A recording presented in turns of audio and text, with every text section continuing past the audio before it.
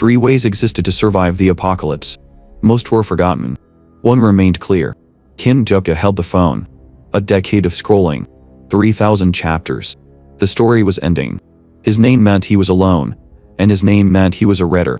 He fulfilled both definitions. The subway followed its loop. The noise was white, static, meaningless.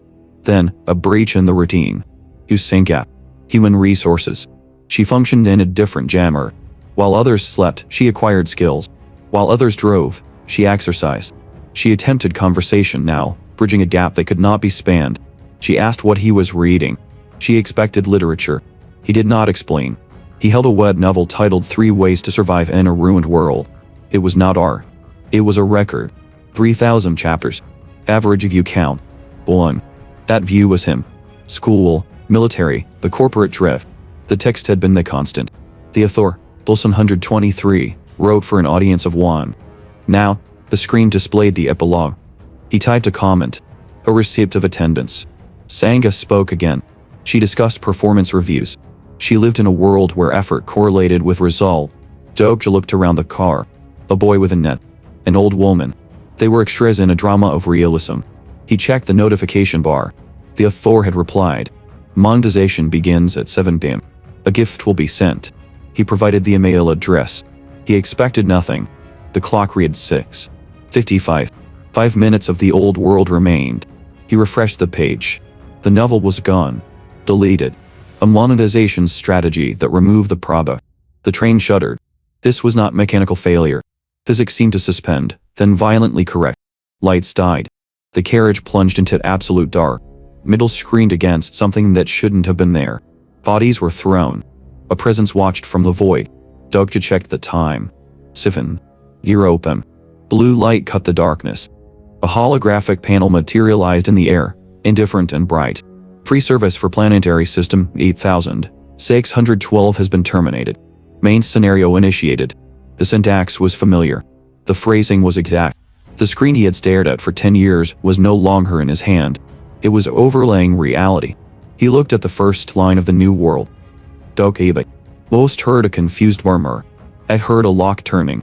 The fiction I had read for a decade was bleeding into the subway car. I checked the time. A tuft of fur and straw floated near the ceiling. Small hordes. Comical. The commuters raised their phones. Flash photography. Questions about augmented reality. They thought it was content. They were still operating under the logic of a world that had ended 5 minutes ago. The creature opened its mouth. Static first. Then the language patch loaded. The feedback screeched, settling into a high, mocking tenor. It wasn't interested in their casting calls. It was laughing. Irritation set in. The crowd checked watches. They yelled at the floating thing, as if it were a subway attendant. A path to the door opened. A student pushed forward, aggressive, shouting about an audition. I gripped Yusinka's shoulder. Don't move. She looked at me. I didn't explain. The dog could be sigh. Its eyes turned red. The student's head exploded. No fanfare. No build-up. Just pressure and release. Blood misted the windows. The body collapsed. The screaming didn't start immediately.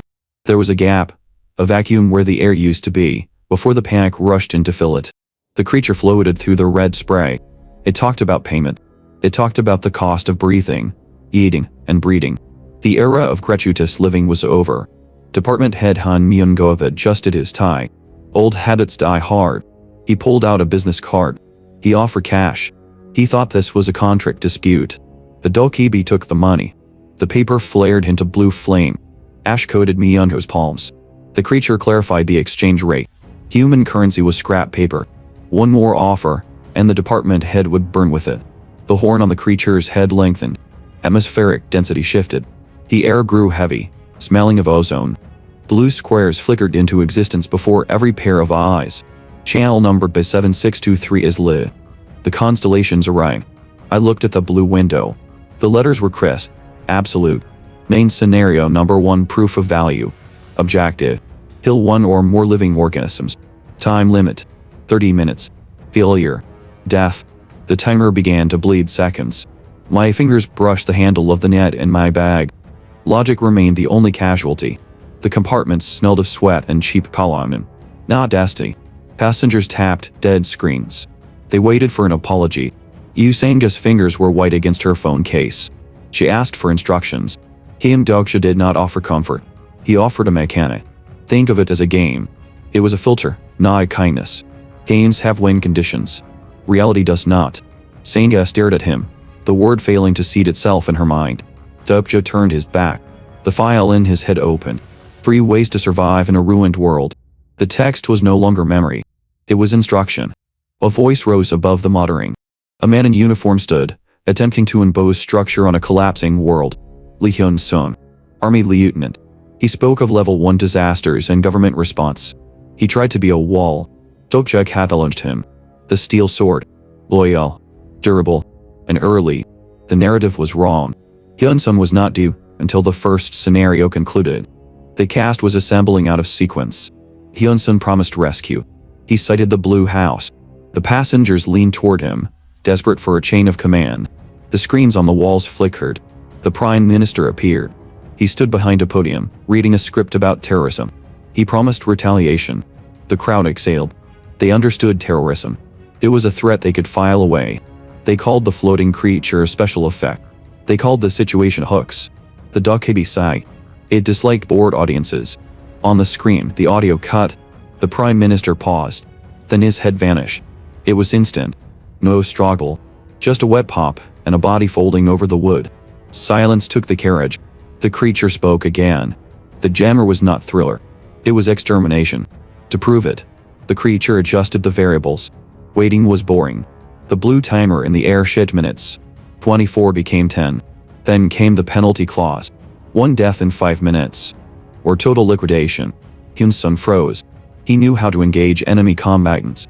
He did not know how to engage a rule. The passengers screamed at him. One man broke. He threw himself at the doors, clawing at the metal. Cold light snapped. The man was thrown back, his chest smoking. The barrier did not care about his panic. The Dokkaebi tapped its phone. It offered a tutorial. The screen shifted. A live feed. A classroom. Taepon Girls High School. The students sat at their desks. They were crying. They were waiting for help. Their timer hit 0.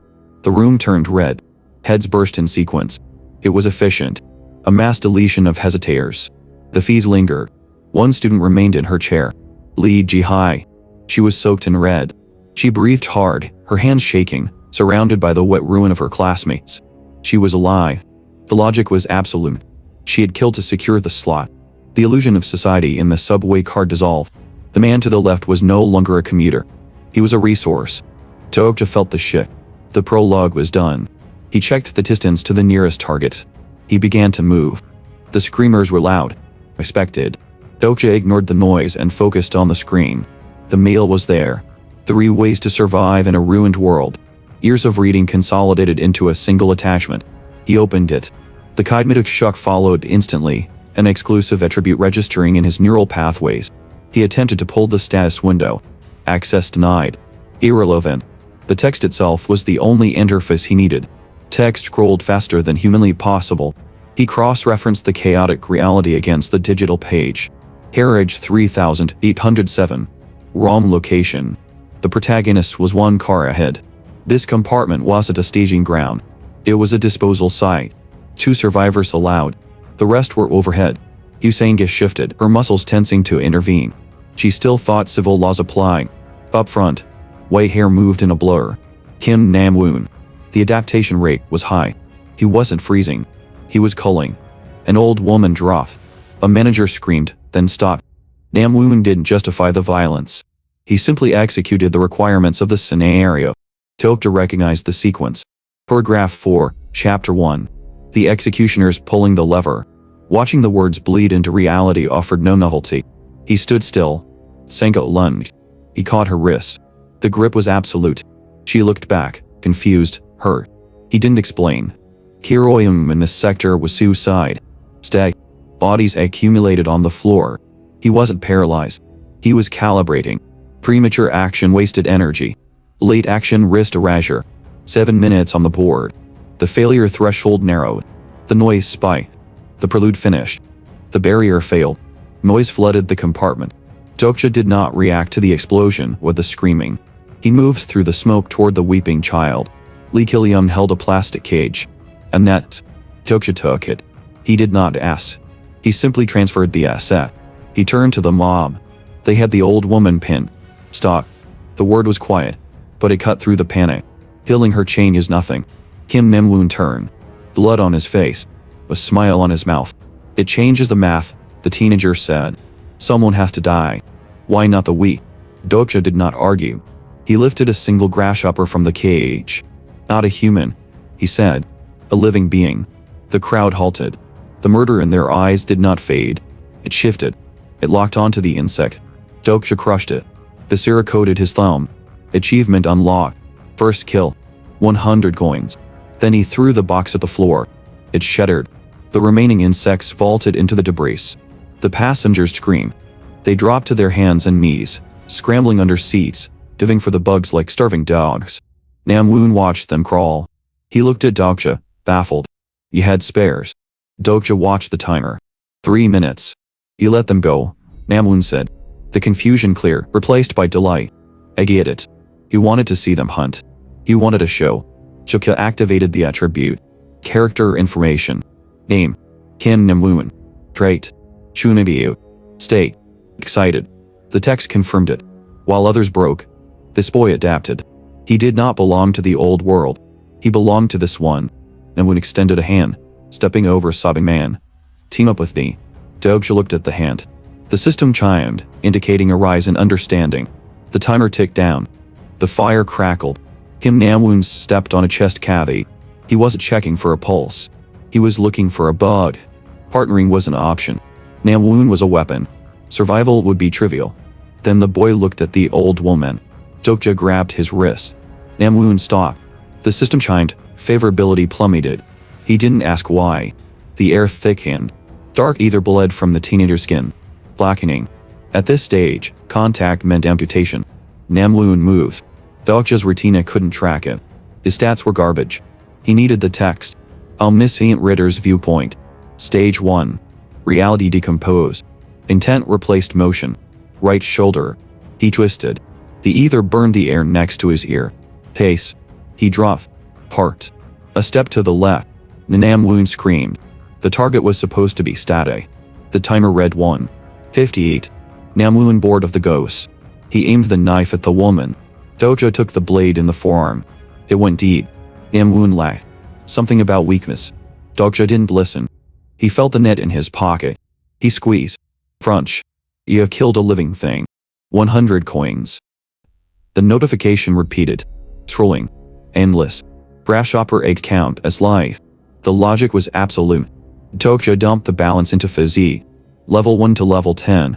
Instant density. Nam-woon stabbed for the heart. The knife stopped. Middle hit dense muscle. It didn't break the skin. Nam-woon froze. Mating season, Dokja said. One pod holds over 100 eggs. The boy looked at the timer. 0. The system exacted the price. Nam-woon's head burst. Dokja stepped over the collapsing body, pulling the knife from his arm. The silence was heavy. The creature hovered, checking the numbers. Main scenario number 1. Survivors. 5. Kim Dokja checked his own hands. No tremors. No nausea. He touched his face and felt only temperature. A system window obstructed his view. You have killed 124 living beings. History. 1 grasshopper. 123 eggs. The scenario required death, not humanity. Technicalities were sufficient. The coin balance ticked upward. The mass murder achievement unlocked without a single person dying by his hand. The train shuddered. The gears engaged. Outside, the Han River boiled. A massive shape crushed the bridge supports. 7th grade. Sea serpent. Hvosaur. Ban Myungo screamed. Husangik covered her mouth. Dokja did not flinch. The barrier held. The monster was merely scenery. He looked at the carriage ceiling. Sparks floated there. 1, 2. 21. 21 stars. 21 watchers. 2 constellations show faint hostility due to the death of Kim Nam-woon. Expected. The plot had drifted. Some viewers preferred the original cast. Hostility was a form of engagement. Attention was the only currency that mattered. Husanga stood nearby. She had thrown the net when ordered. She was useful. Dokja turned to the back of the car. Lee Gil-young sat on the floor. The insect collection box was crushed in his grip. The boy had done what was necessary. Dokja crouched. Kid. The boy looked up. Do you want to live? A pause. Then let's go. 200 coins earned. Dokja stood. He did not offer comfort. He needed numbers. An Myungo was shouting again. He demanded release. He invoked his job title. The Dukhebe, Baehyung, pointed a small finger at the window. Outside, the serpent tore through a skyscraper. The roar vibrated the glass. Myondo went quiet. Release you. Baehyung laughed. You want to go out there? The creature spread its arms. Incredible maggots. He survived the jar. Golden light flooded the space. Time for the pit. Blue holographic screens manifested before each survivor. The air grew heavy. The pressure of presence filled the vacuum. Sponsor selection, Baehyung said. He snapped his fingers. The lists loaded. The blue light of the screens washed over the carriage. To the survivors, the text was gibberish. To Kim Dokja, it was an instruction manual. Sponsor selection. The constellations were placing their bets. They needed puppets to enact their stories. 4 options appeared. Abyssal Black Flame Dragon. Destructive power. High mental cost. The entity preferred hosts with adolescent delusions. A path to madness. Rejected. Demon-like Judge of Fire. Archangel Uriel. Absolute good. Incredible defense, but suffocating restrictions. Morality was a leash in the apocalypse. Ending. Secretive plotter. A weak name. No nebula. He did not recall it from the text. Ignored. Prisoner of the Golden Headband. Sun Wukong. The Great Sage. A single strike could erase an army. In the original story, this was the fast track to invincibility. Dokja looked at the list. Infinite power or narrative flexibility. He tapped the screen. The stars receded. The Dukhebe vanished. The pressure lifted. Dokja turned to the man beside him. Lee Hyun-sung. He extended a hand. Hyun-sung took it. His grip was heavy. He thanked Dokja, rambling about his unit and a lack of orders. Dokja nodded. He was not making a friend. He was securing a shield. Department head Han. The voice was shrill. An Myungo adjusted his glasses. He pointed a finger, demanding titles and respect. He believed the corporate hierarchy had survived the crash. Dokja looked at him. Shut up. Han froze. Before he could scream, the sun disappeared. A sea serpent breached the river. The bridge snapped. Explosions bloomed on the bank. Useless against the scale of the beast. A window appeared. Kill 1 or more living things. Hyunsun looked to Dokja. What do we do? Dokja ignored the window. He looked at the door connecting to the next carriage. Thud. Something struck the steel from the other side. But with me. Human. Compartment 3707. The survivor, and there was not a civilian. He was the reason that carriage was silent. He had cleared the scenario by killing everyone else. Move. The others hesitated. The steel worked. A fist imprinted itself on the metal. Yujun Kia. The regressor. The hinges screamed. Light spilled through the cracks. The door fell. The connecting door dissolved. Metal turned to shrapnel, scattering across the carriage floor. Light flooded the space, but it brought no heat. A silhouette stood in the breach. The passengers in carriage 3807 locked up, paralyzed by the aura of a man who had survived 1,000 lifetimes. Kim Dokja did not freeze. He turned his back. The rear exit was warped, jammed tight against the frame. Dokja checked his balance. 4,700 coins. Enough to buy raw strength. Enough to die fighting the monster standing behind him. A waste of resources. He looked at Lee Hyun-sung. The soldier was vibrating, eyes fixed on the intruder. A tank unaware of his own armor class. Blue light flickered, visible only to one pair of eyes. Attribute assessment. Lee Hyun-sung. Sponsor. Master of Steel.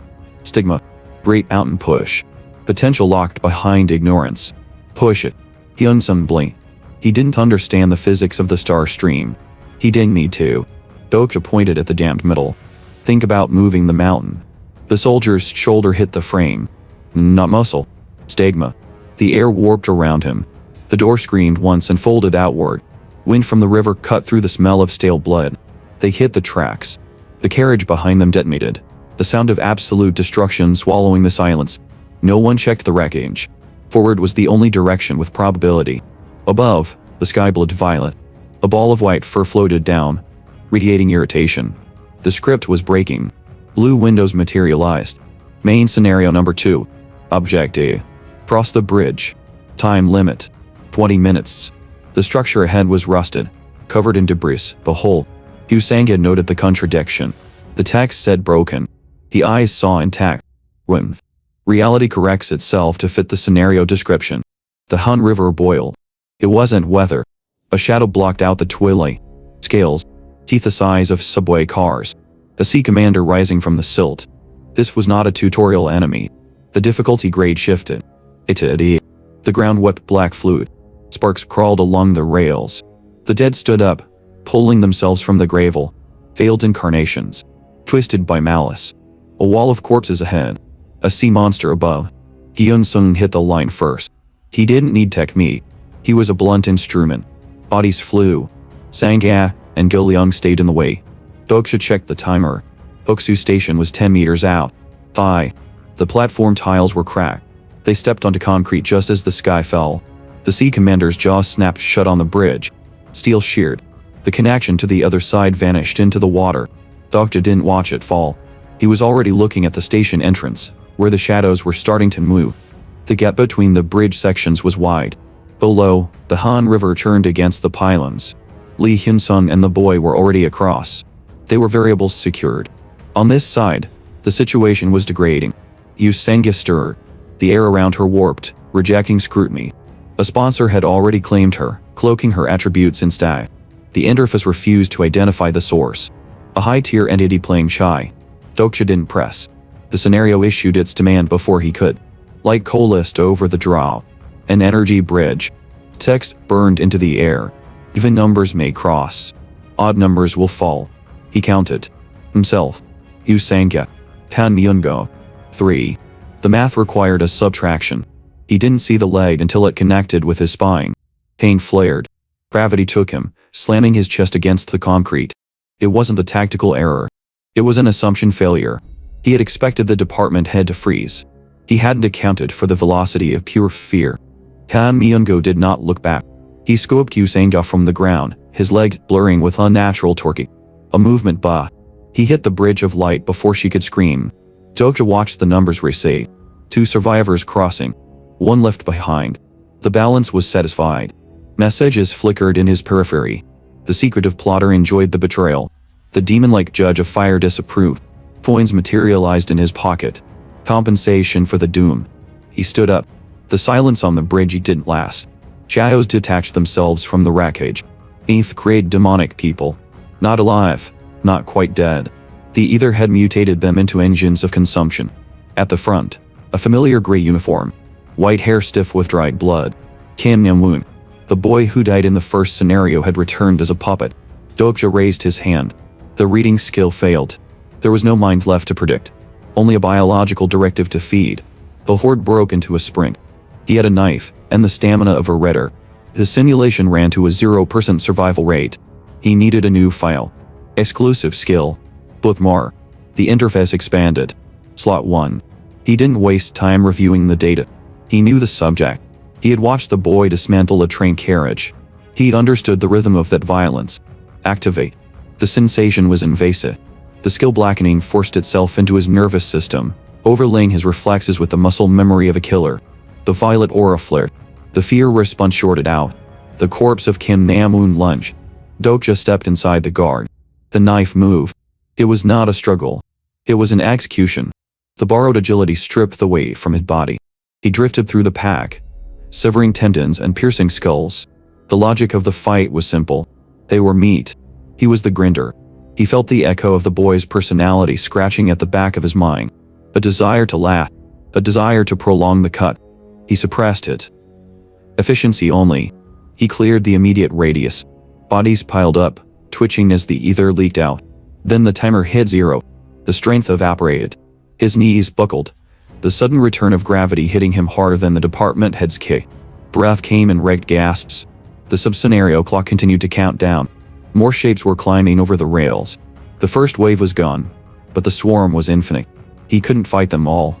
Not with a cooldown timer locking his only weapon. He leaned against the barrier. He needed an external intervention. The narrative structure demanded it. A sound like a cracking whip split the air. The rear of the zombie formation vaporized. Debris rained down. The pressure in the area spiked, heavy and suffocating. The monsters halted. their primitive instincts recognizing a predator that outclassed them.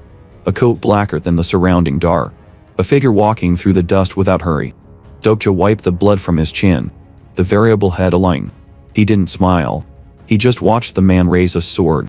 The bridge was empty. Dust settled where the dead had been.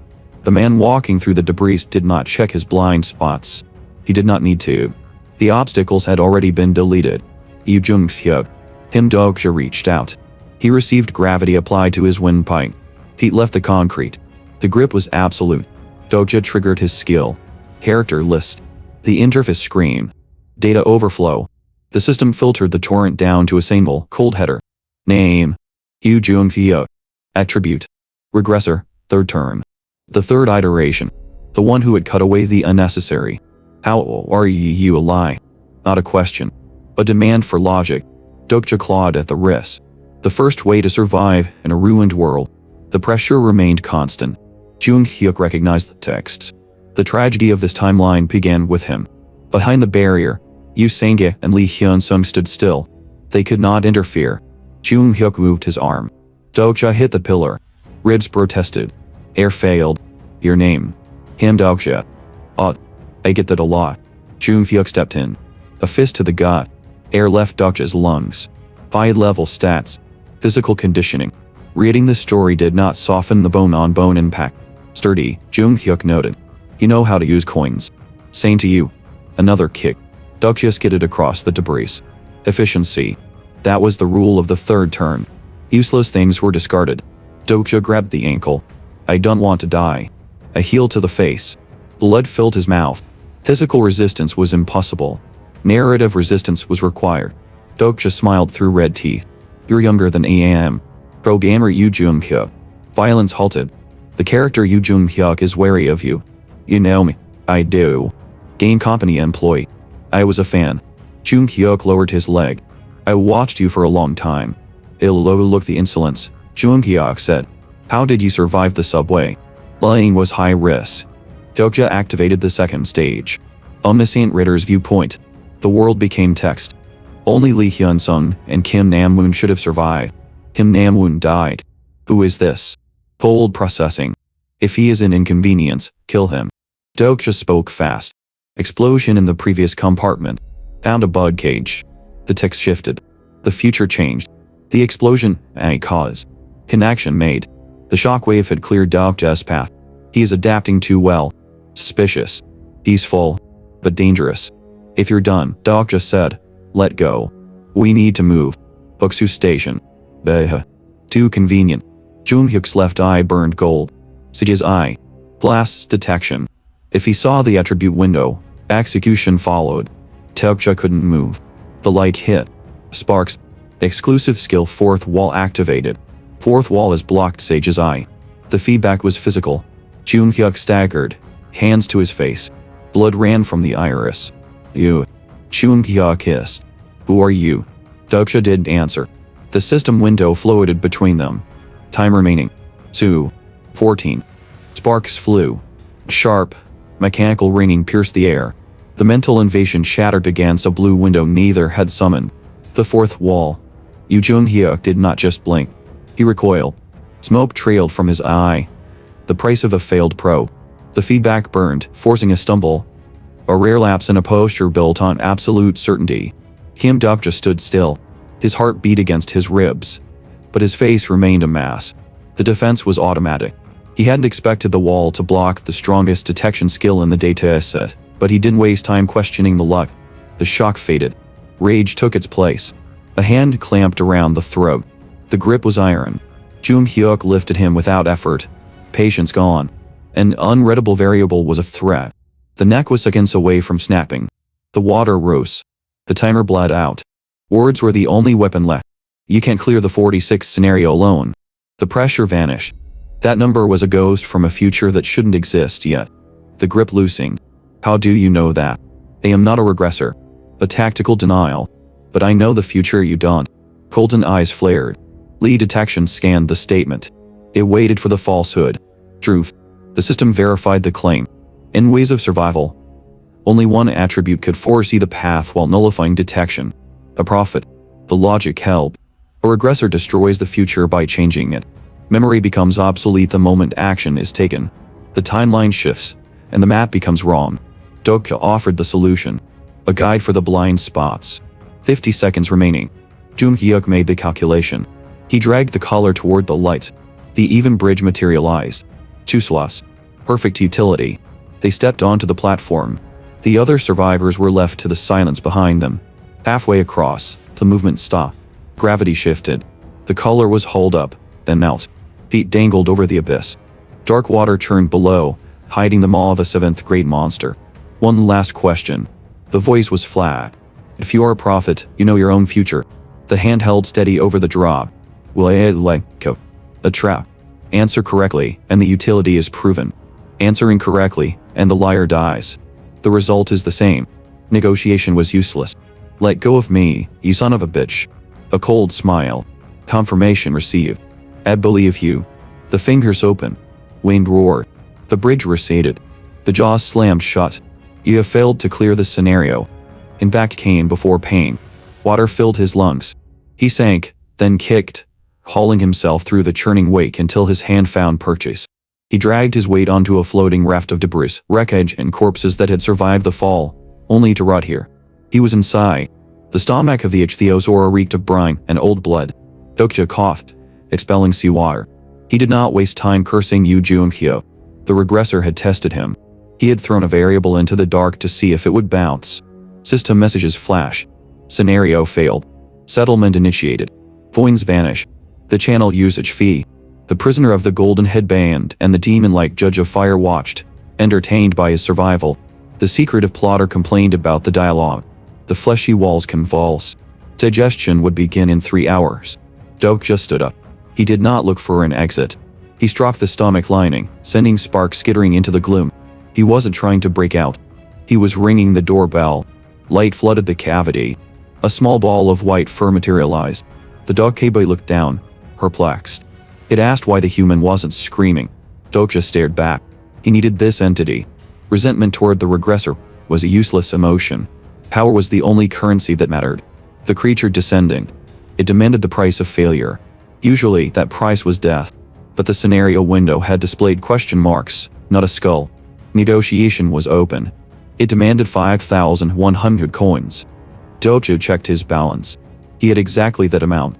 He closed the window. Too expensive. The Dokya paused. It threatened immediate execution.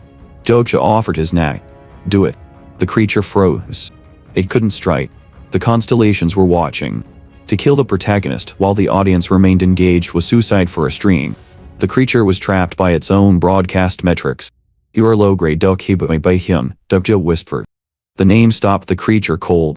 Dokya recited the statistics. The stagnant subscriber count. The cheapness of the viewers. The utter lack of growth on the channel. He stripped the facade of authority, leaving only a failing middle manager. The system pinged. The secretive plotter's interest spiked. Dokya pointed up. At the feed. Bahyum, rattled, obeyed. The screen turned to static. The connection severed. Silence returned to the stomach. Dokya sat in the rising acid water. He did not plead. He explained the economy of the star stream.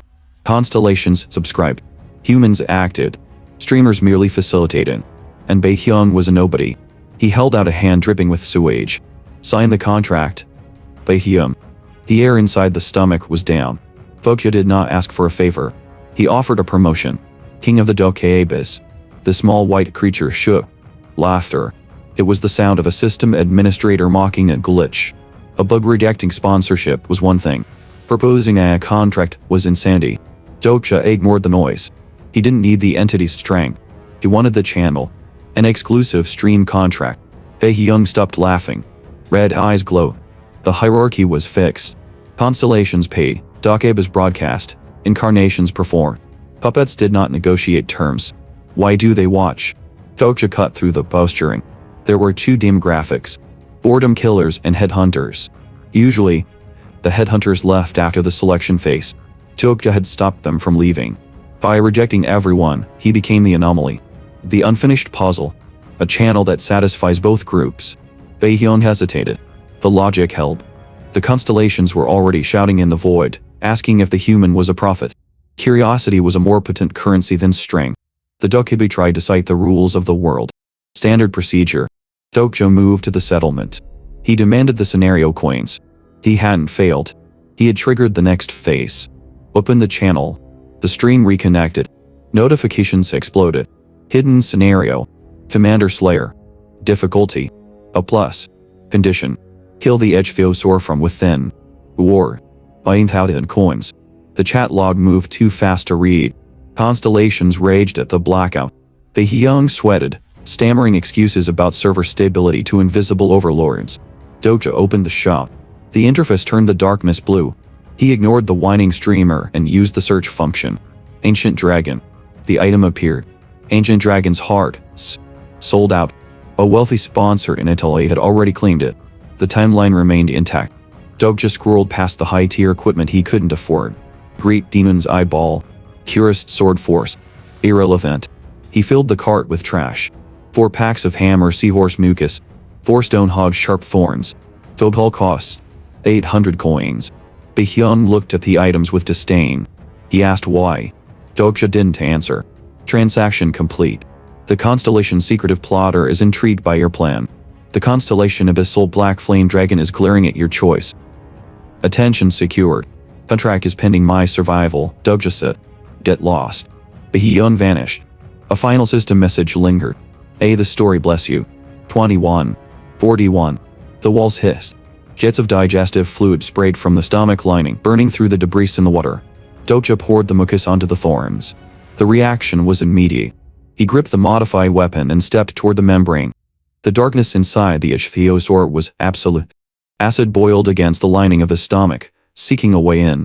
He did not move to panic. He moved to check the interface. Alive. 100 coins. A pittance from the stars, a token of attention. It was enough to verify the connection. 4 days dissolved in the gloom. The process was mechanical. Stone hog spines were jammed into the digestive ducts, plugging the flow of enzymes. Hammer Seahorse Mucus, evolved to resist corrosion, coated his skin and gear. A biological stalemate. He fit on the monster's vitality through the thorns. Sama ticked upward. Level 12. The beast convulsed around him, starved of its own digestion. Until the movement ceased. Hidden scenario cleared. 9,000 coins. Achievement bonus. 1,000 more. First solo kill of a grade 7 species. The math worked out. He spoke to the darkness, addressing the stream. The specific mechanics of the mucus and the thorns were detailed for the invisible audience. Baekhyun was watching. The viewer count held steady. Dokja carved the Edgephiosaur core from the dead flesh. Baekhyun materialized. The Dokkaebi wanted order. Dokja wanted the contract. The leverage was simple. Dokja threatened to list the core on the Dokkaebi auction. If the item went up, the stream would cut, the audience would disperse during the ad break, and Baekhyun's retention metrics would crash. The Dokkaebi froze. Terms were laid out. No sponsor. Exclusive channel management. 50-50, the Dokkaebi offered. Dokja didn't blink. He knew the back-end fee structure for unsponsored incarnations. The Dokkaebi was already skimming the top on transaction costs. 10-0. The Baekhyun stalled. 7-3. 8-2. The constellations grew restless in the chat. The commercial break was running long. 10-0. Plus a 5,000 coin signing bonus. Defeated by the clock. Baekhyun signed. Dokja surfaced. The air outside was cold. He dragged himself onto the carcass of the Sea Commander. 4 days. The exact duration required by Yu Jung-hyuk in the original regression. The gap was closed. He checked the attributes window. Error. He gestured for Baekhyun. The Dokkaebi reached in to debug the code, annoyed at the glitch. Sparks. A repulsive force threw the administrator back.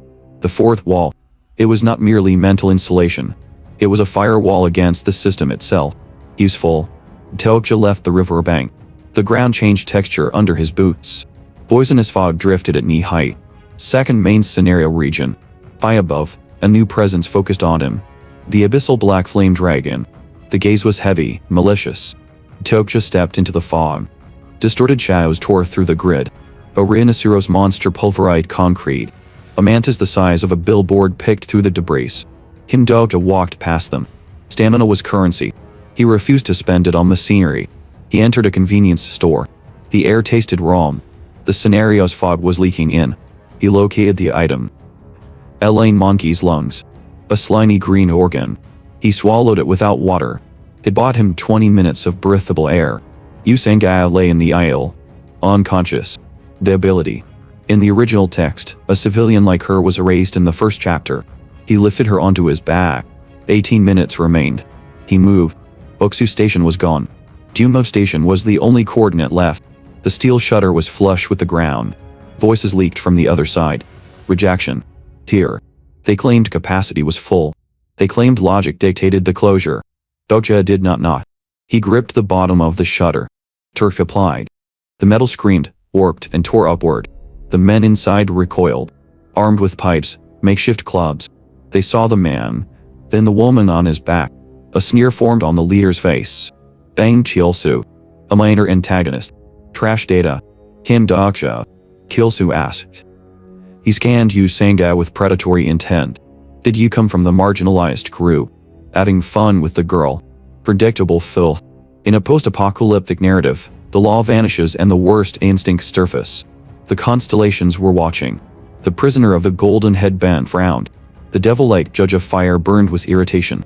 A window opened. Bounty scenario. Obstruction removal. Neutralize the impediments. Acceptable. Dokja said. The thugs charged. It was a math problem. Dokja caught a swinging pipe. His strength stat overwhelmed the attacker's durability. He kicked the man into the far wall. Level 33 against single digits. Kyosu roared. Skill activation. Bluff. Sparks died in the air. The fourth wall deleted the mental interference. To Dokja, the intimidation was a silent film. He grabbed Chilsu. Slammed him into the tiles. Impact. Again. Chilsu's face collapsed. A message arrived. The monarch of the small fries was delighted. The constellation enjoyed the ruin of its own incarnation. Chilsu coughed blood. Kill me. This dog shit world. Blaming the world is lazy, Dokja said. He delivered a final kick. The man went limp. Sub-scenario cleared. 300 coins acquired. The remaining men dropped their weapons. The hallway went dead quiet. Dokja adjusted his coat. He hauled Yu Sang-ga back up. He did not look at the bodies on the floor.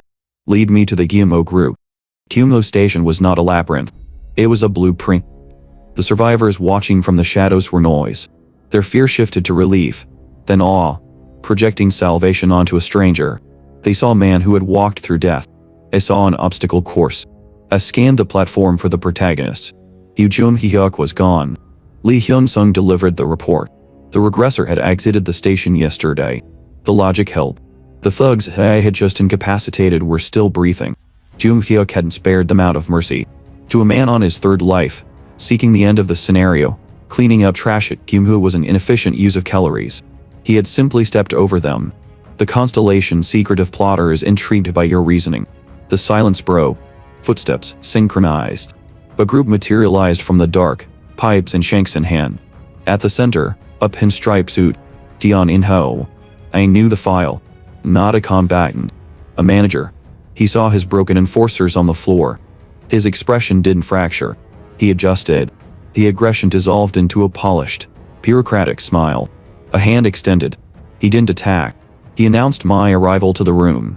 His voice carried, warm and theatrical, declaring that a brave new member had arrived with supplies for the group. It was a social ambush. The starving crowd surged. They didn't see a survivor guarding hard-won resources. They saw a feast. In-ho had weaponized generosity. If I refused to share now, I wasn't a victim of theft. I was a hoarder denying the needy. The constellation secretive plotter enjoys the psychological trap. I was ushered inside. 87 heads. Counting mine. The math was cold. The first scenario demanded a life for a life. Everyone breathing in this station had killed something to be here. Yet they played at civilization. In-ho's mainstream group held the center, sitting on stockpiles. The others rotted in the margins, waiting for government aid that ceased to exist days ago. In-ho walked among them, preaching patience, organizing scouting parties. Hyun-sung revealed the mechanics of those parties. A woman named Hee-won had been sent out. She hadn't returned. It was a disposal system. Only the marginalized were sent to feed the monsters. Hyun-sung had been offered a seat at the inner table. He refused. He felt the hypocrisy of clinging to morals after murder. I looked at the soldier. Hypocrisy is the only line separating us from the beasts outside. Keep it. In-ho cornered me later. The mask slipped. Just enough. He offered a partnership. Shared authority. Control over the herd. I declined. He didn't argue. He shifted to duty. The greater good. The burden of power. I walked away. He let me go.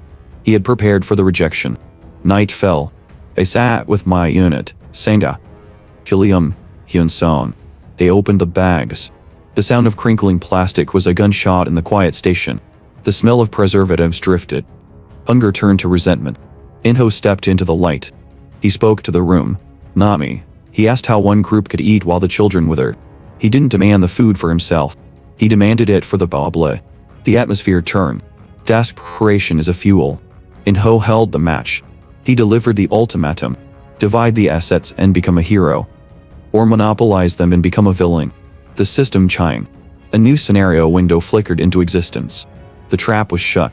In-ho waited for the concession, confident in the social pressure. He had made a calculation error. He thought he cared about the optics. The crowd screamed for fairness. They meant that. Jian In-ho offered a hand. He smiled the way a trap smiles. He proposed a partnership. Give up the resources. Join the majority. Dokya took the grid. He did not surrender. He set a rate. 50 coins per item. The noise died. Coins were not yet currency. They were lie. To demand them was to demand blood. Yu Sangha moved first. She transferred 100 coins. Double the ass. Lee Hyun-sun followed. Then Jung Hee-won. Even the boy paid. The rest hesitated. They waited for In-ho to intervene. They waited for the price to break. At morning, the inventory was gone. In-ho's group bought it all. They had the numbers. They secured the monopoly. Power shifted. In-ho stood on the platform. He announced the new law. One biscuit. But only for scouts. Scouting meant the tunnels. It meant dying. In-ho used insight. He claimed the shortage was Dokya's fault. He claimed the high prices forced his hand. The mob believed him. He one-cornered Dokya. She asked why he armed the enemy. She asked why he sold control. Dokya checked his balance. 1,450 coins. He had no food left. He told his group to eat whatever they carried. Immediately, he opened Hee-won's file. Character. Jung Hee-won. Attribute. Crouching figure. She was not in the original text. A variable. At the station edge, In-ho's men dragged the elderly toward the dark. Hee-won reached for her blade. Dokya caught her wrist. She looked at him with hate. She saw cowardice. He held her still. The attribute needed time. If she fought now, she broke. The air pressure dropped. A new Jokabe materialized. A was bored. It wanted tension. Food reserves are restricted. Existing stockpiles will be deleted. The crates in In-ho's hands dissolved. The chocolate turned to blue data. The monopoly became dust. In-ho held nothing. He had traded his capital for air. Dokya watched. The system hates hoarding. He had traded a rotting asset for permanent value. The system chimed again. Cost of survival added. Midnight deduction. 100 coins. Penalty for non-payment. Death. The tutorial wheels vanished. Everyone had debt. The subway station became a ledger. Survival was a fee. Lack of payment meant deletion. Xian In-ho stood on a makeshift dais, selling safety for servitude. He demanded scouts. He controlled the food. A standard tyranny module. Dokya watched from the perimeter. The men followed the script perfectly. There was no need to intervene in a treaty that had already been written. Dokya signaled his group. Lee Hyun-sung, Yu Sang-ha, Jung Hee-won, Lee Dae-leon. They turned their backs on the station. Department head Han Myung-go scrambled after them. He sweated through his suit, driven by the instinct to cling to competence. He asked about reconnaissance. Dokya did not slow down. The surface was a gray. They were going deeper. Toward the monsters. Darkness took the tunnels. Flashlights died against the gloom. Myung-go stumbled, grasping for Yu Sang-ga. She stepped out of reach.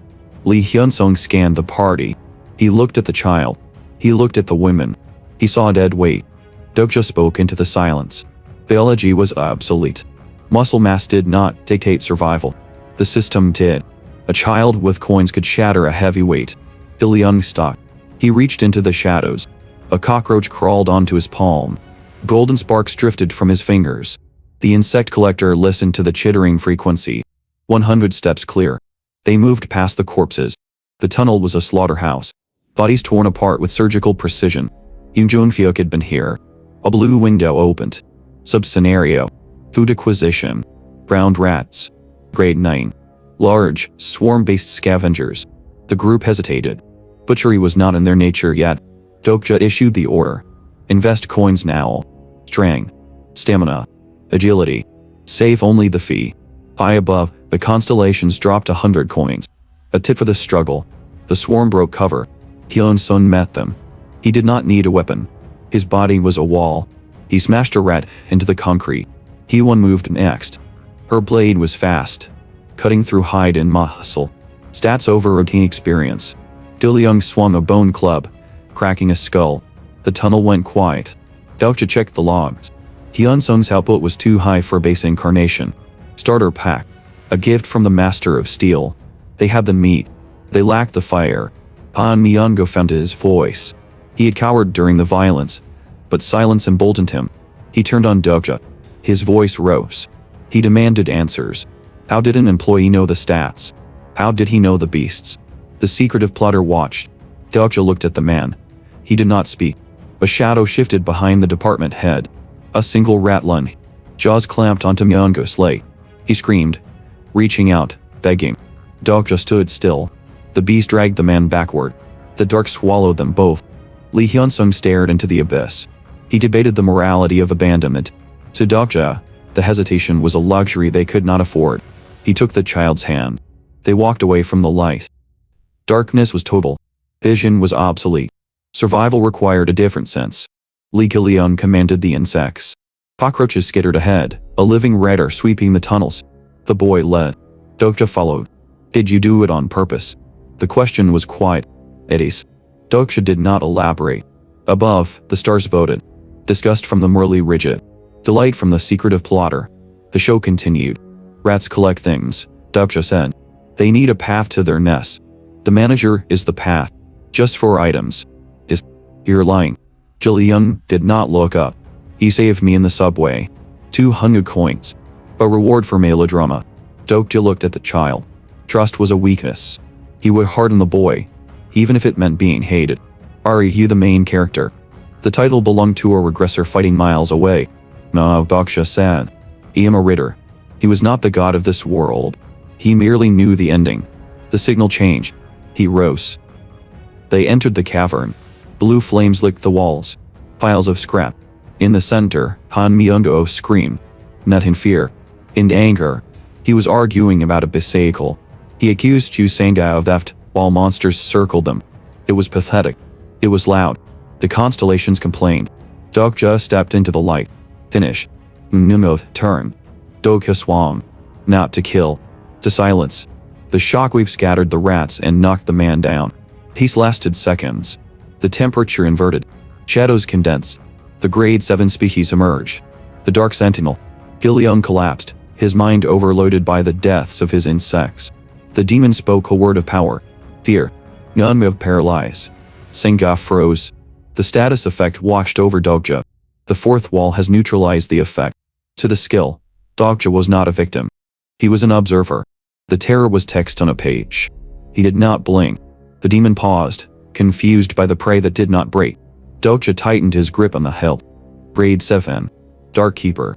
The system marked it as a disaster for new incarnations, but the classification was unnecessary. The pressure alone was enough. It stood blocking the path, a wall of wet, grinding muscle. Hitcher. The sound was gravel in a blender. Meaningless to most. Yu Sanga froze. The skill interpreter dragged the noise into human syntax. Pality. Color drained from her face. She wasn't looking at a monster anymore. She was looking at a purpose. It keeps saying, become the mother. The department head had fled. He was being used. This species did not reproduce. It parasitized. Han Myungo was incubating something that would kill him. A massive tentacle pulverized the rock where they stood. Dokja rolled. The wind of the impact stung his skin. He was slow. His stats were garbage. The treasure chest was gone, likely taken by the host, and the situation was dissolving into a physical impossibility. He didn't fight the math. He went for the management. Boy. Administrator. He yelled at the empty air.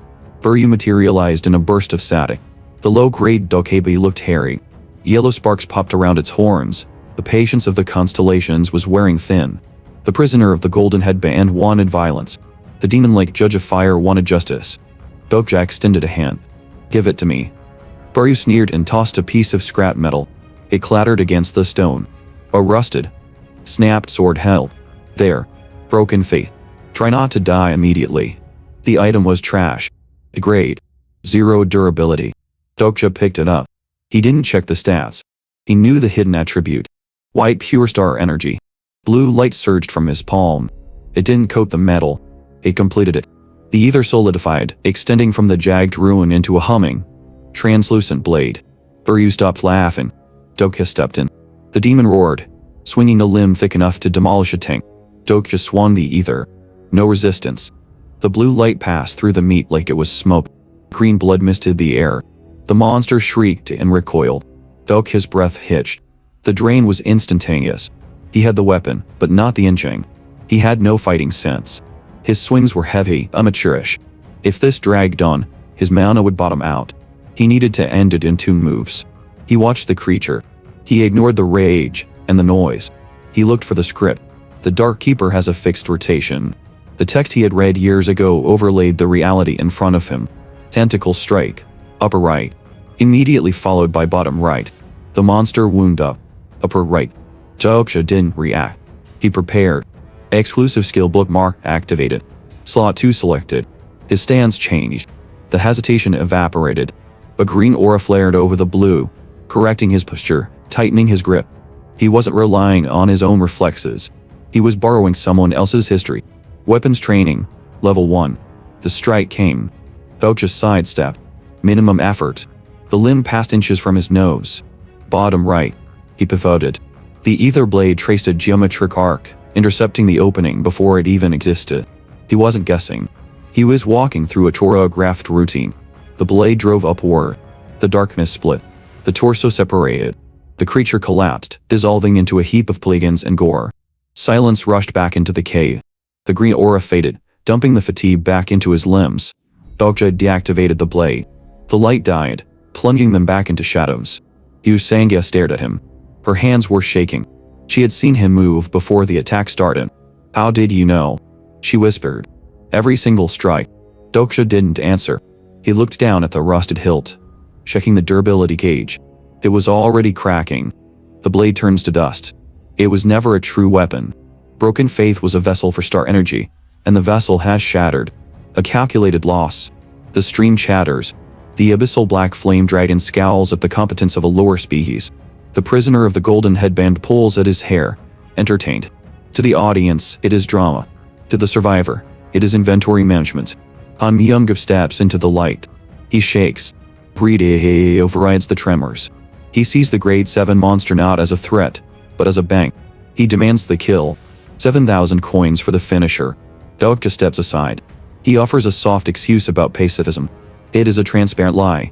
But Myungo is looking at the coin count, not the man. The department head strikes. The Dark Sentinel collapses. The system rewards the violence. 8,000 coins transfer. Unbeliefs. He taunts the hesitation. He feels like a king. Then the hidden text scrolls. The Dark Sentinel was a servant. The death notifies the master. Demon King Asmodeus. A curse settles on Myungo. He is hunted. The lather cuts off. He screams as the mark burns into him. Dokja watches. The coins were free. The cost was the attention of a demon king. Myungo is now a beacon in the dark. The secretive plotter sends a quiet acknowledgement.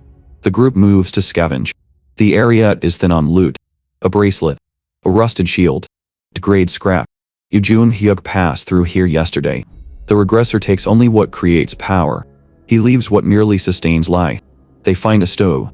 Garbage to a hero. Essential to a group of civilians. They roast the limb of a ground rat. The smell fills the tunnel. Hunger breaks the revulsion. Dokja eats. The constellations donate 100 coins.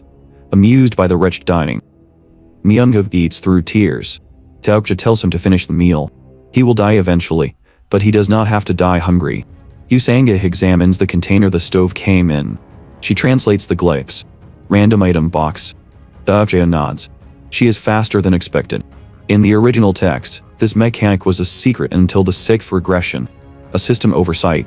2 items of a specific grade yield one of a higher tier. In exchange, Dokja places the Dark Sentinel's nucleus in the box. He adds the hilt of Broken Faith, darkness and divinity. The lid clicks shut. The channel distorts. The low-level Dokabus panic. This function was a bug. A vulnerability in the scenario logic. The box homes. Probability shifts. The container dissolves. A sword hangs in the air. Unbreakable faith. A star relic. Attributes of fire, darkness, and divinity. A weapon from the great demon age. The stats are absurd for this stage of the apocalypse. The system patches the glitch instantly. The box count worldwide drops to 0. The door is closed, but the item is already in hand. Dokja grips the help. He signals Lee Gilliam. The tunnel ahead needs eyes. The boy closes his eyes to connect with the insect network. He flinches. Blood runs from his nose. Nothing. There are no insects. The ecosystem has been cleared. It has been displaced. The silence is not safety. It is displacement. Something massive is occupying the void head, and it is hungry enough to empty the dark. The vibration came through the floor. Not a tremor. A heartbeat. Gilliam froze. He looked at the dark, then at me. 7th grade. Thyhinoptera. It was too early. The difficulty curve had been ignored. Disconnect, I whispered. We went dark. The massive insect hammered past the tunnel mouth, mandibles clicking against the stone, searching for a signal we had just extinguished. The vermin returned first. That meant the king was gone. We moved. The tunnels were identical, a mess of concrete and rebar. Usanga pulled a thread from the air. A glowing line tethered to the entrance. Item. Put that away, I said. Don't broadcast your sponsor. She hesitated, then obeyed. I checked her attribute window. The system stuttered. Person not registered. Information collection in progress. I knew every word of the original text. This error wasn't in it. A variable I couldn't read. Sparks rained down. The channel stabilized. Taehyung materialized, first saint, looking battered. The bureaucrats had been thorough. You cost me a fortune. The duck eBay message.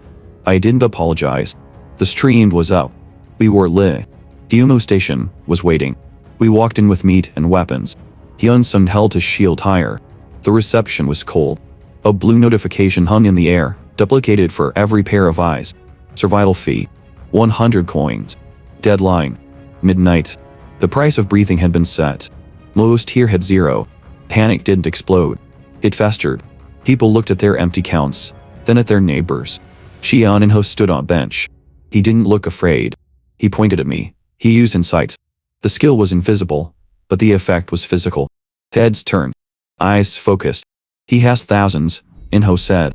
His voice was reasonable. Soft. He can save us all. The logic of the mob took over. They didn't see a person. They saw a wallet. Hand it over. You have to pay for us. They blocked the path. 20 of them. The consolations watched. The subscriber account ticked up. I didn't argue philosophy. I didn't remind them of the first scenario, or the blood on their own hands. Arguments require listeners. These were just targets. Inho smiled, waiting for me to break. I drew the blade. The steel flashed. The nearest man screamed, falling back with a slashed thigh. I stepped into the gap he left. Blood settled on the concrete. The silence following the noise was heavier than the violence itself. Kim Dokja lowered his weapon. He did not scan the room for threats.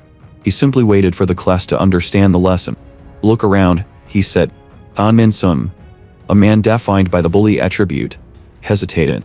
He checked the status window, then the crowd. When they arrived, the count was 87. Now, barely 50 stood. The Childu group gripped their pipes, but their eyes darted sideways. No monsters breached the safe zone, Dokja stated. It was a math problem, not an accusation. The weak and isolated were gone. The armed men were healthier, stronger, richer. In the background, the secretive plotter noted the deduction. The crowd processed the mechanics. Coins transfer upon death, a rule that requires testing to confirm. The Childu group had not been scouting. They had been harvesting. Xianho stepped forward, his mouth opening to spin a new narrative to invoke unity. The system interrupted him. The alignment of character Kian and Hoa was confirmed. The constellations of absolute good have cast their vote. Eiffel. The label hung in the air. The survivors did not need a speech. They gripped hammers, broken glass, and table legs. The fear evaporated, replaced by the simple, brutal arithmetic of survival. They outnumbered the butchers. The station broke. It was not a battle. It was a correction. The marginalized surged forward, swinging tools with the desperate weight of memory. Dokja stepped back. He parried a stray attack with minimal effort, stepping over a body to clear the line of sight. He was not the protagonist of this violence. He was waiting for her. Jung Hee-won stood amidst the chaos. The attribute crouching figure shattered. Attribute evolution imminent. Judge of destruction. Red light flooded the dark tunnels. A sword materialized, heavy with mandate. Dokya watched the notification, his face blank. Your turn, he said. Hee-won did not smile. She activated Hour of Judgment. The constellations, typically averse to slaughter, offered no resistance. The leader of the Childu group was too red. The celestial beings voted unanimously. Permission granted. Hee-won moved. The Childu members raised their weapons, but the difference in class was absolute. The blade of light shore through steel and bone without pausing. Jiani and Ho crawled backward. He tried to speak, to bargain, to remind her of the food they shared hours ago. You. He choked out. Hee-won brought the blade down. Nightly survival fee collection initiated. 100 coins. The silence returned. Hee-won sat on the floor, the red light fading. Her hands trembling. Dokja walked to her. He offered a hand. Stand. She looked at him. The shock was setting in. We are leaving. She took the hand. The signs pointed into the black tunnels, toward the next scenario area. Staying here meant death. They began to walk. Hyunga was a grave for the living. Most decided to stay, and rot. 5 walked out. Jung Hee-won stared at the transfer window. 1,500 coins. A staggering sum for a rookie, a fortune for a refugee. She tried to return it. She threw a punch to make her point. Dokja didn't dodge. He took the hit on the shoulder. Pain was irrelevant. A frontline fighter required equipment, and equipment required capital. He forced the transaction through. 23,000 coins remained in his own balance. He did not save them. Stamina level 20. Strength level 20. Magic power level 15. The currency dissolved, knitting muscle fibers denser and widening mana circuits. He was not building a character. He was reinforcing the hull. The system interrupted. Main scenario 2. Destination. Chunmuro. The tunnel to Yaksu station was quiet. Dead ground rats lined the tracks, severed by clean, singular strikes. The struggle. Only execution. Lee Hyunsum touched the wall, looking at the deep gouges in the concrete. He recognized the sword work. Yu Chun-hyuk had been here. The protagonist was efficient. He left nothing behind but silence. Rest. Dokya said at Dongguk University Station. Bathroom. He went up alone. The surface air was toxic. Exit 6 held the target. The statue of Semyonbing. Prayer was the intended mechanic to unseal the items. It required sincerity and 3 hours of waiting. Dokja drew his blade. Stone shattered. The head of the great master rolled across the pavement. Messages flooded the channel. The bald general of justice raged at the sacrilege. The abyssal black flame dragon laughed. Dokja ignored them both. He sat in the rubble, chewing the dried beef offering while the system processed the loot table. He returned underground holding artifacts. A straw mat for Hee-won. Prayer beads for Sangha. The great master wishes for the nation's defense, he said. It was a crude lie. It relied on the target's obsession, not the speaker's skill. The constellation paused. Rage turned to approval. The narrative of patriotism overrode the act of vandalism. 500 coins sponsored. A dead monk was simple to steer. The group moved the final kilometer. De Leon kept the vermin at bay with a thought. The walk was uneventful. The platform lights flickered at Chunmuro. Blue interfaces multiplied in the air. A sub-scenario window opened. Dokja did not look at his companions. He looked at the ceiling. Sub-scenario triggered. Welcome prison. The blue light offered no reward. The tunnel geometry remained fixed, but the air thickened, turning heavy with specific, targeted malice. It was not a physical trap. It was an excavation of memory. The collapse was immediate. Hyunsung hit the floor, eyes wide, shouting rank and serial number to officers who weren't there. Gilliam clawed at his ears, sobbing for a mother who couldn't hear him. Hee-won swung her blade at empty space, fighting ghosts. The prison ignored the body to dismantle the site. Kim Dokya stood still. The exclusive skill fourth wall is active. The mental pressure evaporated against the barrier. While the others suffocated in their past, he read the notification screen. A facility designed to break a regressor by weaponizing accumulated tridity. For him, it was just geometry to be cleared. Hee-won lunged. Her eyes were vacant. Sangha stepped in. The Semyonbing beads flashed, deflecting the steel. A stockade. Dokya didn't hesitate. He pulled the power taken from the stone statue. Destroy evil. White pressure expanded outward. The illusion shattered. The station walls returned, cold and grime-streaked. The psychological weight vanished, leaving the group gasping on the concrete. The monsters behind the curtain were exposed. Specters. Grade 8. Without the hallucinogenic cover, they were soft targets. Dokja moved. He didn't speak. He simply called them. By the time Hyun-sun blinked away the phantom orders and looked up, the corridor was silent. Hyun was the last to stabilize. The trauma had unlocked the Demon Slayer attribute. Her eyes burned red. She raised her sword, unable to distinguish savior from threat. Dokja stepped inside her reach. No negotiation. A sharp blow to the nape. She crumpled. He collected the loot. "Get up," he said. Gil-eun was trembling. Dokja placed a hand on the boy's head. He offered no words. The tunnel led to Chunmuro. They walked. The end of the track was blocked. A student stood in the dim lighting. High school uniform. A blade resting on her shoulder. She watched them approach with the posture of someone who owned the concrete beneath her feet. "This is my hunting ground." Dokja read the data. Lee Ji-hai. Sole survivor of Daepong High. The narrative was clear.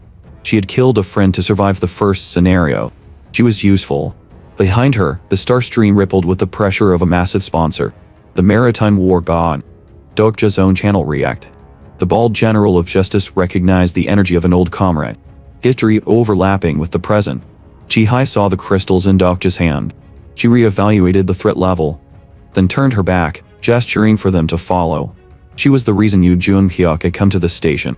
A necessary piece for the naval warfare to come. Main scenario number 2 meeting has ended. They stepped onto the platform. The safe zone was a lie. Chunmuro.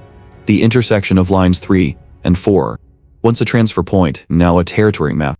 The platform carried the weight of hidden lenses. Channel numbers flickered in the dark, signaling the presence of Dokebus. The broadcast was already lit. A group of men stumbled forward, smelling of fermented despair. They saw the sword first, then the girl. One sneered. "Little samurai. Ignorance is common here." If they knew the phantom standing behind the high schooler, they would have severed their own tongues. Dokja did not correct them. He waited. The men turned their eyes to Sangha. They spoke of rooms. They spoke with their teeth bared. Ji-hai rested a hand on her hilt. She did not ask a question. She made an offer of violence. The men saw the stillness in her eyes, the specific calm of someone who had already crossed the line, and scrambled back. "Nuisance is gone." Ji-hai turned. Her debt was paid. She had guided them, not adopted him. She moved to leave. "Yoo Jun-hyuk is here." She froze. The name was the only currency valid in this station. She spun, eyes narrowing. "Who are you?" "A companion," Dokja said. "Of the Yoo Jun-hyuk who returned alive." She hesitated. The concept was foreign, but the tone held. She told them to wait while she fetched her master. Master. 3 days. That was all it took for the protagonist to break a spirit and reset the bone. She barked an order at a trembling man to watch them and vanish. The guard asked who they were. Dokja smiled. He claimed to be a close friend. The lie bought them space. The station revealed its architecture. Jun-hyuk had arrived, hunted monsters, and secured food. He saved Ji-hai for her utility. The rest were lucky to breeze. He controlled the calories. The Landlord Alliance controlled the water. Upstairs, the path was blocked. Men in suits stood before a glowing tile on the floor. Green zone 0 out of 1. Shelter had been gamified. The Landlord Alliance held the monopoly from the first basement down to the third. Dokja watched the crowd. A man begged on his knees, offering coins for entry. The guards shoved him aside. The name Poldu floated in the air. Khan Poldu. One of the 10 evils. Movement to the left. De Leon darted toward a corridor, driven by biological necessity. He crossed the threshold before anyone could reach him. Incarnation Lee Gillion has trespassed on private property. Guards loomed, bats raised. The floor lit up. Holographic turrets materialized from the concrete, barrels leveling at the boy's chest. Army Zone Level 3. The system demanded 500 coins. The guard extended a hand, grinning. "Pay up." Dokja looked at the turret. Then the guard. The mechanism pumped.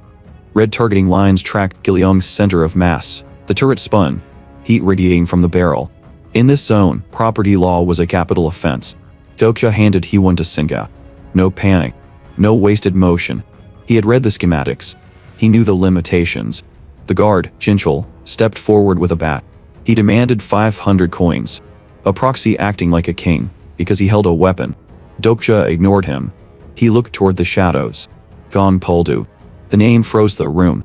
From the bench, a man turned a page of his magazine. He did not look up. Come closer. Dokja assessed the threat. Future calamity. Thin evils. The titles didn't matter yet. The armed zone stigma did. Baldu had turned the station into a mana fortress. Green zone 56 out of 70. Capacity full. Dokja stepped into range. I am a tenant seeking the landlord. He asked for space. Baldu quoted a price. 500 coins daily. Extortion. Dokja didn't have the funds. He offered something else. I will pay in information. Baldu waited. Yu Junhyo. The temperature dropped.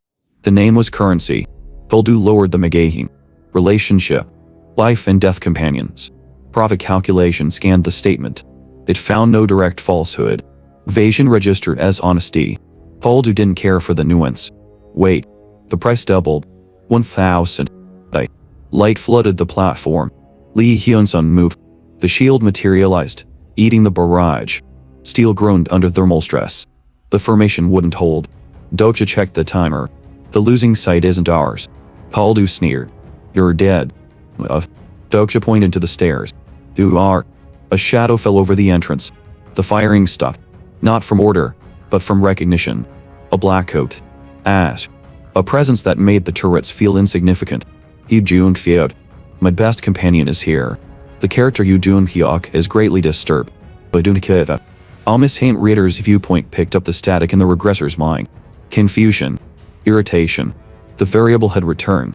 Convince them, ooh, we are friends. Dokja invoked the dead. The constellations watch. Junhyuk did not speak. He gripped his hilt. Blue arc energy spiked. He wasn't looking at the enemy. He was looking at the herd. The blade cleared the scabbard. The station air was stale, recycled, and heavy with the scent of unwashed bodies. Dokja offered a smile. It was a tactical expression, designed to disarm.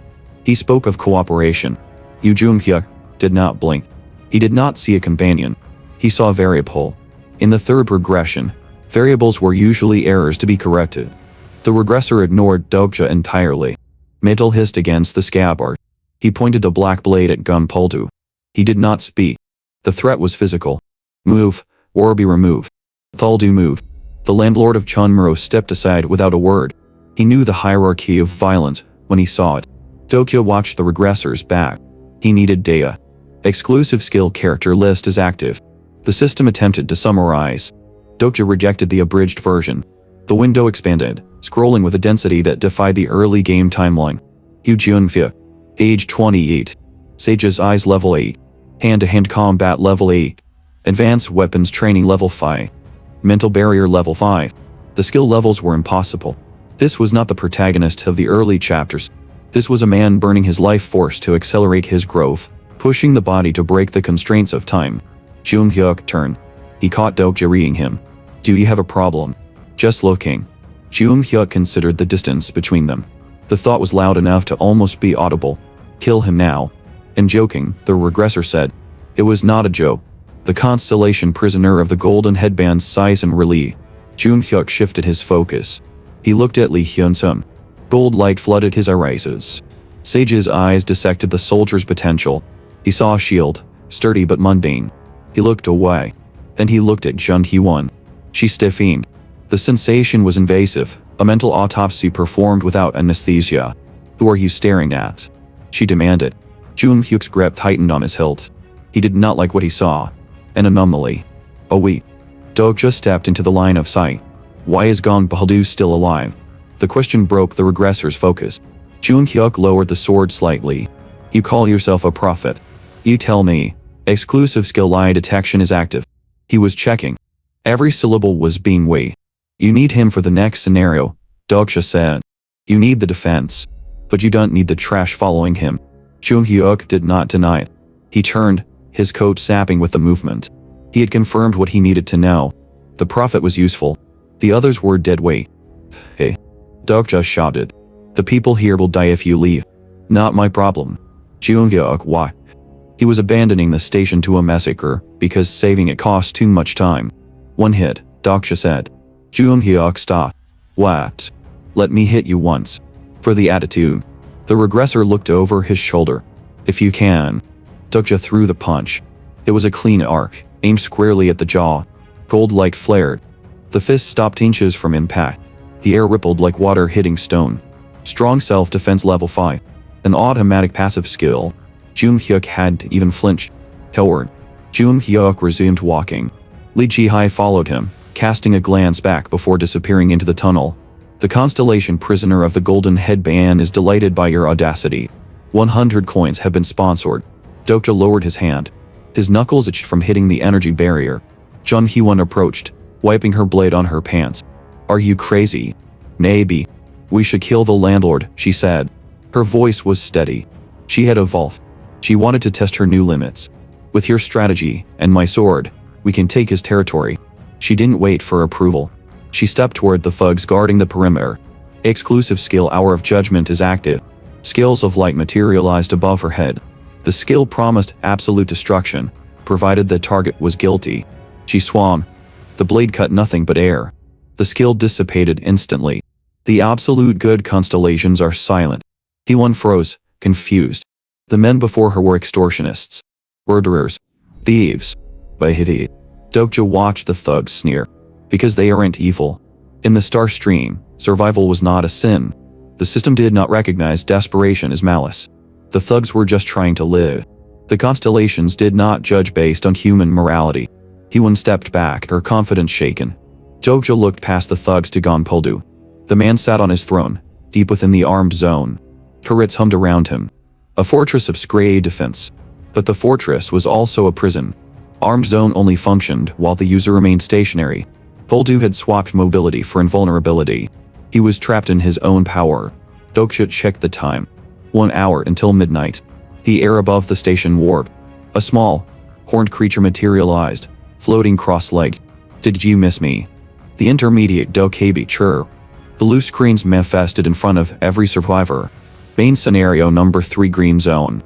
Category. Main. Difficulty. Conditions.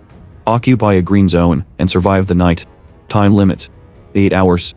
The floor of the station began to glow. Small squares of green light appear, scattered like islands in a dark sea. Run, Tishuk-san. Main scenario number 3 arrived. The windows were blue. The terms were absolute. Occupy a green zone. Survive 8 hours. Failure was not defined by text, but by the silence following the prompt. Outside the zones, nothing lived. 1 hour remained. The platform dissolved. Logic broke down into simple geometry. A man drove a knife into a stranger to secure a 2-meter square. It was inefficient. Kim Do-ki turned his back on the screaming. He briefed the group. Green zones varied in capacity. They needed to score the perimeter. He sent them into the crowd and remained behind. He did not watch them leave. The result was already calculated. Dokja checked his phone. The constellations flooded the channel with complaints. They wanted tragedy. They wanted the struggle. They got a man reading a screen. To the star stream, the device was a blank slate. To Dokja, it was the map. The text file was clear regarding Chunmura. No vacancies. The Landlord Alliance held the monopoly, and the rent was set to impossible figures. The board was exactly where it was supposed to be. He moved through the station to verify. A single person zone lay ahead. The body occupied the floor. Lee Ji-hai stood over it, cleaning her blade. She recognized him. The sword came up. She assumed he was desperate, another casualty waiting for the clock to run out. He did not correct her. He did not draw a weapon. He gauged her condition, noted the strength of her sponsor, and walked away. 20 minutes. The team returned. Lee Hyun-sun looked hollow. Jung Hyewon looked murderous. The report was brief. The Alliance controlled the sectors. 2,000 coins for a night. Dokja raised 2 fingers. 2 options. One guaranteed survival. The other guaranteed nothing. They asked for the first. He pointed to the staircase. A green zone for 5. Inside huddled a group of civilians armed with pipes. They were shaking. Displacement would take less than 10 seconds. Dokja waited. Lee Gil-young stepped forward. The boy clutched his collection box. He offered to do it. Jung Hyewon grabbed his shoulder. Her hand was steady. She had killed in Jumbo, but that was cleaning trash. This was slaughter. She refused. Hyun-sung stood with her. Dokja lowered his hand. He accepted the condition. The easy route was discarded. The protocol shifted to the second option. From this point, questions were forbidden. 5 minutes. There would be no fighting for space. There would be no hiding. The timer hit 0. The tunnels shook. Red light flooded the tracks. The beast wave arrived, a wall of teeth and horns surging from the dark. Survivors threw themselves against the green zone barriers. Dokja turned to the track. He pointed at the horde. He gave the order. They ran toward the teeth. The crowd surged toward the exits. Dokja went the other way. He halted the group on the tracks. The floorboards shook. The horde was seconds away. He didn't explain. He pointed to the concrete wall. Impact was imminent. He pressed a palm to the grime. The system read the intent. Light swallowed them. Not a room. A surface. They flattened, pulling into the two-dimensional plane just as claws raked the air where their throats had been. They became texture, suspended in the plaster, watching the carnage from a depth of 0. Elsewhere, the rhythm was different. Yu Jung-hyuk did not hide. He stood in a green zone built for one, watching bodies pile up outside the barrier. He wasn't struggling. He was waiting. Stability dropped. The scenario difficulty adjusted upward. The wall flickered. Dokja fell out of the plaster, gravity reclaiming them. The sanctuary dissolved. Exposure was immediate. Dokja drew steel. Theory failed against stamina. He parried, but the weight was wrong. His breath hitched. The difference between reading a fight and bleeding in one was absolute. Liam tugged his sleeve. The boy did the math. Subtraction increased the odds for the remainder. He tried to let go. Dokja ignored the logic. He accessed the interface. Bookmark. Way of the wind. He scooped the boy up. Speed flooded his legs, burning resources he didn't have. They bolted. One zone remained. A single patch of light in the dark. They skid into the perimeter. Occupied. Jung-hyuk stood there. Arms crossed. Breathing even. The zone held too. He didn't move. Dokja stepped forward. The barrier held. Jung-hyuk looked down. He wasn't winded. He wasn't desperate. He simply didn't want variables. He offered a different solution. Leave the child. A trait. Efficiency over morality. The constellations leaned in, waiting for the crack in the result. Dokja looked at the safe light, then at the teeth gnashing in the dark. He didn't argue fairness. He didn't ask for space. He turned his back on the safety. He stepped out of the radius, tightening his grip on the hilt as the first beast lunged. Teeth snapped on air. He was already gone. The spectre's stone tasted like ash in his mouth. Flesh became data. The monsters tore through a ghost, biting nothing but coordinates. Safety cost sanity. The void was black. It was loud. The fourth wall is unstable due to excessive immersion. The barrier thinned. Old static leaked in. A heartbeat. A woman standing over a corpse. He knelt in the white noise, lungs seizing, drowning in a history he had deleted. Then the interference changed. He was not alone. A silhouette cut through the haze. Blonde hair. Mismatched eyes. One blue, one demonic crimson. Character list has bypassed mental barrier. Anna Croft. Prophet. Brian, she said. It wasn't a question, but a voice I don't know. She prepared to dismantle his mind. Dokja didn't panic. He didn't retreat. He simply read the file. I'm a prophet, he said. Lee detection flashed red. Confirmed deceit. She stepped forward, pressure rising. She required an answer. He gave her a transaction. The Ichthyosaur's core. She froze. You traded it for broken faith, he said. That is how you implanted the eye. Her face went rigid. The secrets of the future were her monopoly. Someone else holding the ledger was impossible. Fear replaced arrogance. The authority of the fourth wall is restoring. His avatar began to scatter. She reached out, grasping at pixels. Wait on the other continent, he said. The connection severed. Gravity returned. He hit the tiles of Chumiro Station. Lungs expanded violently. Pain was real again. A message blinked about penalty immunity. But he ignored it. He stared at the ceiling, waiting for the vertigo to pass. Hyun. Voices pulled him up. Yu Sang-gap. Lee Hyun-son. Jung Hyun. They were covered in blood that wasn't theirs. The station was silent. The piles of carcasses confirmed they had held the line. It's over, someone said. Dokja checked the time. Morning. Where's Gilliam? The relief evaporated. The group shifted, pointing toward the end of the tracks. Yu Jung-hyuk stood there. The regressor. The protagonist. Next to him, the boy looked very small.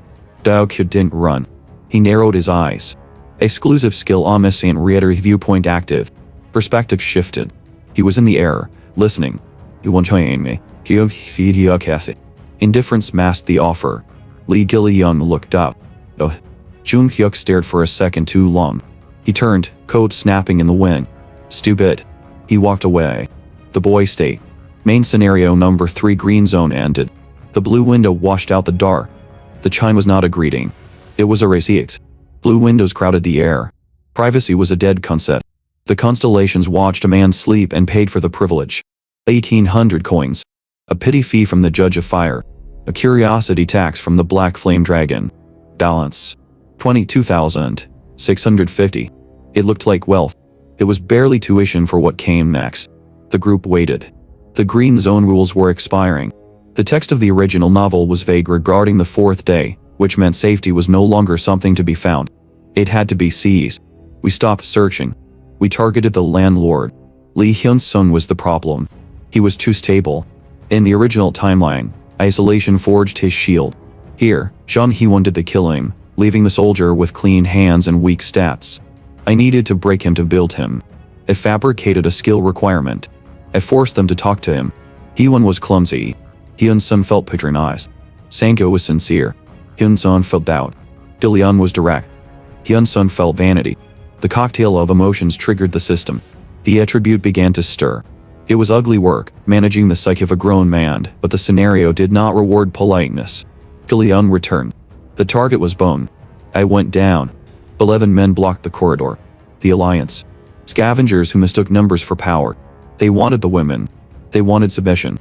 I stepped past them. I did not speak. They were not the danger. The danger was the silence at the bottom of the stairs. Movement in the dark. Fast. I raised my right hand. The blade stopped inches from my neck, caught in my grip. Lee Ji-hai. She stared. Shocked that Ghost Walk had failed. She didn't understand. She was invisible to eyes. Not to the person who had read her character sheet. She wouldn't move. Her master, Yoo Jung-hyuk, had ordered her to hold the line. Physical force was useless. I used history. I spoke of the first scenario. The friend she murdered. The guilt she buried under a tracksuit and a sword. Her posture collapsed. I gave her the ultimatum. Feed me against Gonpaldu, or drown in the memory. She chose survival. 0. We marched toward the armed fortress. I separated Gilliam. I sent him to Jihai. He would learn better from a killer. Then the world tilted. The overuse of the fourth wall took its toll. My legs folded. The floor rushed up. Impact never came. A hand grabbed my collar. I stabilized and looked up. Black coat. Scars. Gold eyes. Yoo Jung-hyuk. Momentum was fading. Hyun and Sandat took the boy. Dokja took the shield. The stairwell was dark. Hyun-sung's breathing was too loud. The soldier was built for orders, not uncertainty. He asked if he was capable. He asked if the reliance was misplaced. Dokja provided no comfort. He provided data. You are reliable. It was not a compliment. It was a citation of the source material. Hyun-sung stopped. He looked at Dokja with a strange expression. When this is done, Hyun-sung said, "Tell me your story." Character Lee Hyun-sung has begun to open his heart. A useful development. They reached the landing. Men were collecting debt with steel pipes. A woman lay on the floor. Dokja did not slow down. "Ignore it," he said. "She didn't pay." Hyun-sung stopped. The command hung in the air. The shield did not move. Character Lee Hyun-sung attribute is evolving. Dokja checked the notification log. The variable had stabilized. While Hyun-sung engaged the morality of the situation, Dokja engaged the interface. 1,200 coins spent. Stamina level 18. Strength level 18. Remaining balance 20,450. The transaction was complete. Hyun-sung took the first impact. Dokja took the opening. The hallway became a corridor of physics. Impact, recoil, collapse. Hyun-sung provided the surface area.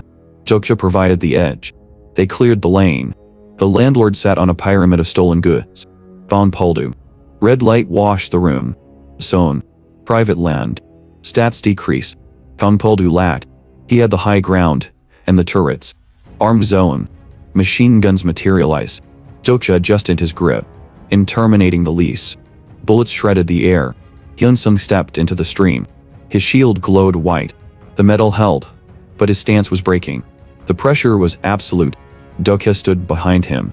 He did not help. He issued an instruction. Smash it. Hyun-sung did not ask what. The soldier raised a fist. State Ma. Great Mountain Smash activated. He didn't aim for the turrets. He aimed for the concrete. The floor disintegrated. Defense ignores attacks. It cannot ignore gravity. The foundation gave way. The turrets, the supplies, and the landlord fell into the darkness of the lower floor. Silence returned. Hyun-sun fell to his knees, gasping. He looked at his hands, then at Dokja. The story, he wheezed. I still want to hear it. Dokja didn't answer. He walked to the edge of the pit. Gunpoldu lay in the rubble, looking up at the hole in his ceiling. He saw two silhouettes against the light. Dokja peered down. Let's go back. When no one owned any land. The landlord's castle was gravel. Hyun-sun looked at the void where the safe zone used to be. He asked if the destruction was total. Dokja did not answer. The rubble spoke for itself. Suyeon and Jihai had finished their work. The smaller zones were erased. The largest was broken. The rules of the floor were invalid. The air seized up. Messages crowded the interface. The abyssal black flame dragon laughed. The bald general of justice cheered. Dokja swiped the noise away. Channel buyer 3642. Amusement. The streamer demanded a show, and the silence was over. The tenants emerged from the shadows. They saw the debris. They saw the culprit. A blue window cracked the gloom. Bounty scenario. Target. Aim Dokja. Time. 10 minutes. Reward. 2,000 coins. Cheat. The mob did not care about the price. Survival had a cost, and they were broke. They raised pipes and knives. Hyun-sun raised his shield, his stance trembling with exhaustion. Dokja touched the soldier's arm. Lower it. He knew the script. In a different turn, a version of Yu Jung-hyuk worn down by failure had leveled Chun-miro instantly. He forced the weak to fight by removing the option to hide. The logic was brutal. The result was efficiency. The system adapted. Main scenario number 3. Emergency defense. Difficulty. The crimson barriers flickered and died. The roar from the tunnels was immediate. The mob froze. The hunter had arrived, and it was not them. Run. Dokja's group took the stairs. The mob scrambled behind them, clawing for the high ground. Panic turned the ascent into a crush. Dokja reached the landing. He looked down at the concrete bridge connecting safety to the slaughter below. He swung his blade. The connection severed. The staircase collapsed. Concrete dusted the floor. The tenants screamed, cut off from the ledge. They looked up, waiting for an explanation. Dokja gave them a target. Bookmark activated. Character Kion and Ho selected. Skill Insight Level 2 activated. His voice boomed, drowning out the monster shrieks. He pointed at Gonpoldu. If you want to live, Dokja said. The skill twisting his tone into a command, stand behind him. Poldu stood alone against the dark. The maritime war god pressured him. There was no negotiation. The landlord screamed. Armed zone, level 4. Turrets materialized in the air. Heavy, impossible machinery. They opened fire. The front line of the horde vaporized. The recoil shuddered through the station. The tenants, seeing the firepower, stopped trying to climb the broken wall. They ran to Poldum. They formed a meat shield around the artillery. The bounty timer hit 0. Up on the ledge, the air was still. Dokja leaned against the railing. Below, the station was a grinter of magic and flesh. Poldu was burning his life force to hold the tide. Suyeon watched the explosions. Should we help? Helping would ruin the distribution of labor. The group watched from the gallery. Think of it as traffic, Dokja said. We are in the right lane. Below them, Poldu cursed the world, forced to become a hero to survive. The monster surged again. 11 hours of gunfire. Gonpoldu believed the noise proved his importance. The system fed him numbers, levels, skills, reinforcing the lie. Stamina is finite. Delusion is not fuel. Han Suyong treated the exhaustion below as a matinee. She assumed the sponsor's wallet was bottomless. It wasn't. The real issue was absent. Yu Jun-hyuk entered the dungeon at 9. It was now 8. In the third regression, 11 hours isn't training. It's a funeral. Dokja opened the bag. Bahyun's channel was flooding, the creature vibrating with stress. Dokja ignored it. 5,000 coins for gold membership. 10,000 more for the behind-the-scenes contract and recovery items. Yu Sanga watched the expenditure. She thought he sought a patron. She misunderstood. He was hiring. Standard law dictates a gap and an Yule. Dokja wrote his name at the top. The gunfire ceased. The monsters breached the perimeter. The defense master's channel went dark. No coins left. A distress signal pinged. Dokja descended. Poldu knelt in the debris. Alive or signed, the options were identical. He spat insults. Dokja ignored the meat and spoke to the puppeteer. The defense master was a ruin. No myth. No story. No currency. Extinction was imminent. Abayut. Dokja provides survival. He takes ownership. The star agreed. Sankath threw the potion. The flesh net. Huldu stood, strength restored, and immediately raised a hand to strike. Shut up, Gong Poldu. The limb froze. The mouth snapped shut. Command rights are absolute. The turret was secure. The channel chatter. Secretive plotter, abyssal black flame dragon. Blurred into background noise. Irrelevant. Dokja turned. In going to smash the back of someone's head. The text was clear. Yujun Hyuk's 8th life ended in a mental break. But this was the 3rd. The timeline matched. The psyche did not. Future trauma was leaking backward. He signaled Han Suyang. They ran.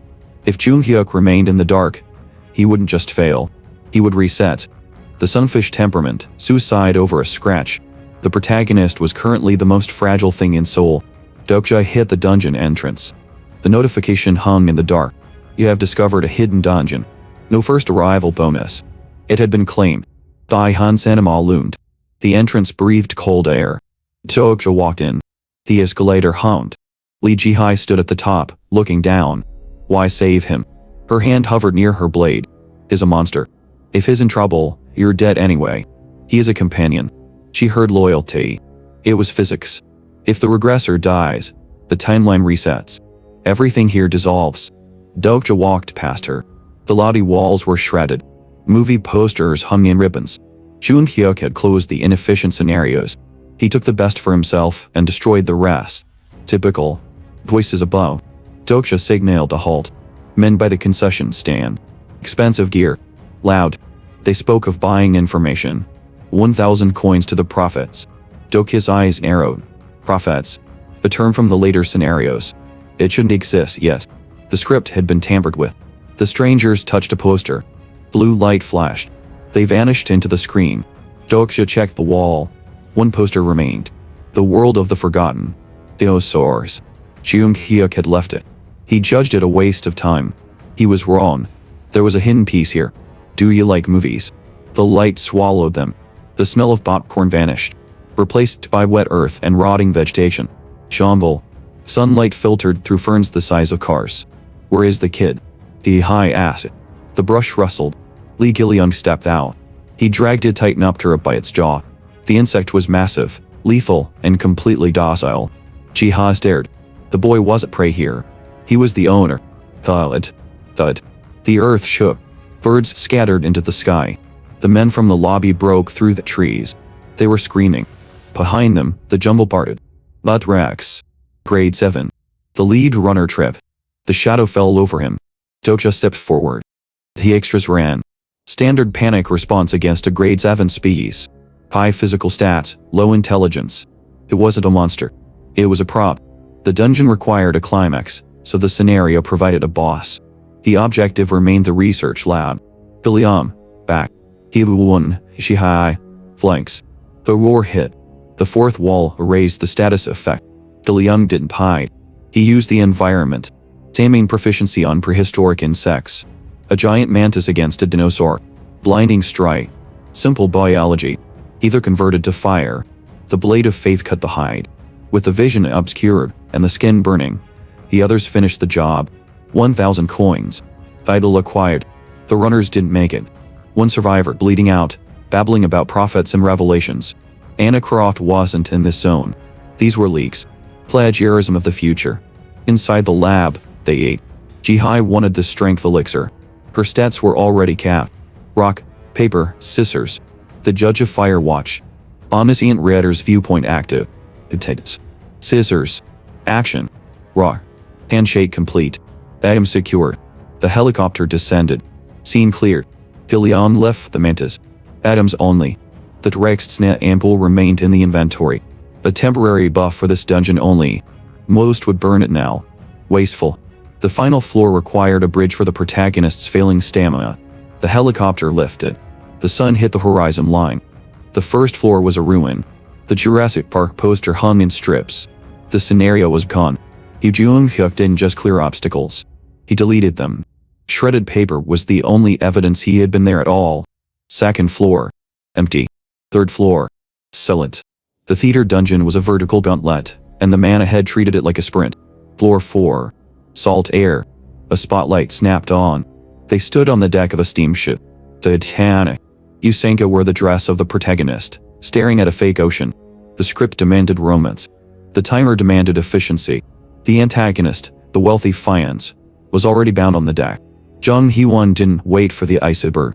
She drew her blade. The script called for tragedy. She gave it an execution. Scenario cleared. 500 coins. Narrative convention was a vulnerability. They exploited it.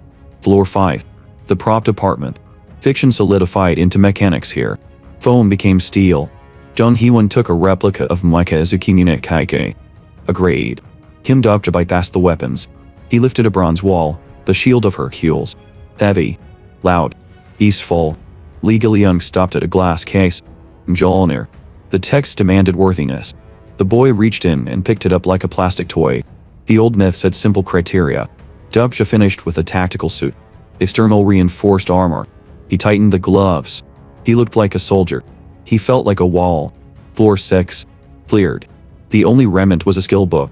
Palm observation. Raid stats. SS threats. Dokja pocketed it. Floor 7 was gutted. Yu Jung-hyuk was accelerating. The summit. The 8th floor. One poster remained intact. They stepped through the curtain. The smell hit first. Not romance. Brine. Kiln powder. Rain lashed the deck of a swaying Penoxian. The sky was a bruise of smoke. Arrows fell in sheets. Cannon fire vibrated through the timber. Dokja raised the Hercules shield. The impact would have killed a civilian. He absorbed it. He checked the ships. The armor. The desperation. The Battle of Myeongnyang. Historical accuracy was a death sentence here. 12 ships against 300. A tactical impossibility without the admiral. Dokja grabbed a soldier. He demanded the commander. The soldier pointed to a straw mat on the deck. A corpse. Lee Sun-sin was dead. The winning piece had been removed from the board. Without the admiral, this wasn't a battle. It was a disposal. Dokja understood the distortion. Someone had to fill the void. He knew who Yu Jung-hyuk would abandon to the sea. He shouted into the storm. Lee Ji-hai. Yu Jung-hyuk would have ended this with a blade. Him Dokja had to use words. He looked down at the planks. Lee Ji-hai was huddled there, emptying her stomach. The future maritime admiral, reduced to a trembling child. The constellation maritime war god sent messages of pity, but pity would not stop the ships approaching on the horizon. She told Dokja to leave. She claimed it was the waves. It wasn't the waves. It was the smell of salt triggering the memory of the first scenario. The sensation of her best friend's neck snapping under her hands. Dokja grabbed her collar. He did not offer comfort. In this world, empathy was a weakness that preceded death. He offered facts. He recited the name of the movie her friend liked. He listed the details of her guilt. He told her about the blood in her veins, not the admiral's direct line, but that of General Lee Ipji, the shield who died defending his commander. Iron hook slammed into the railing.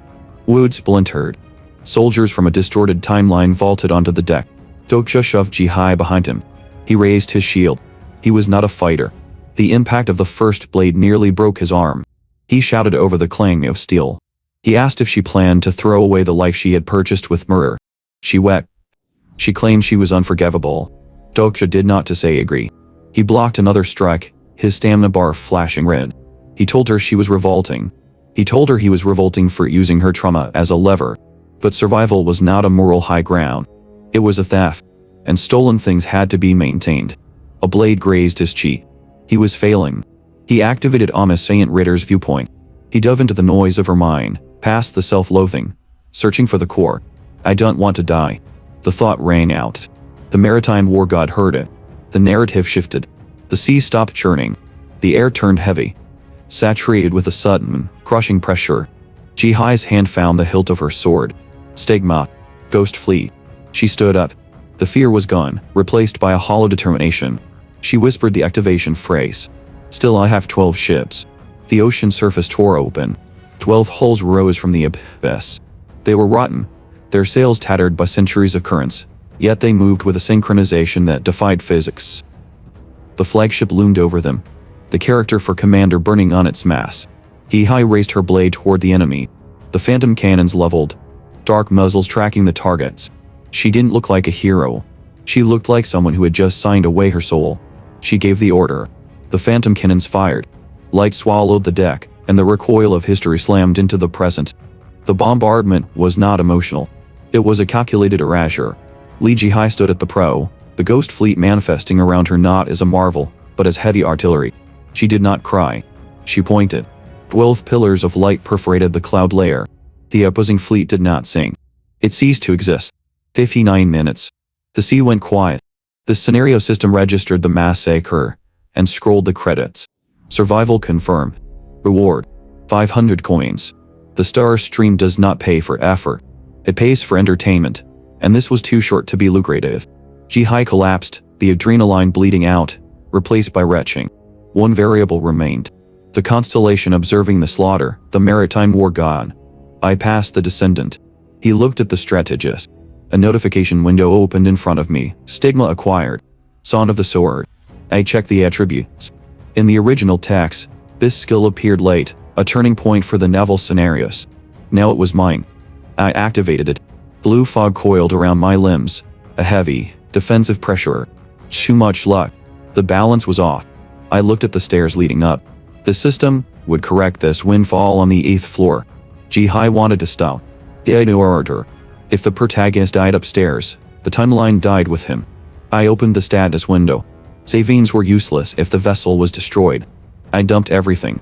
Vitality, strength, agility, magic power. All stats pushed to level 24. Point count plummeted. Efficiency was discarded for raw capacity. We climbed. Floor eat. The roof garden. The noise of the dungeon cut out.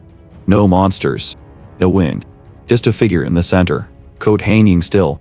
Yu Jun-kyo. He looked fine. Posture perfect. Uninjured. That was the problem. I walked into his range. I called his name. No reaction.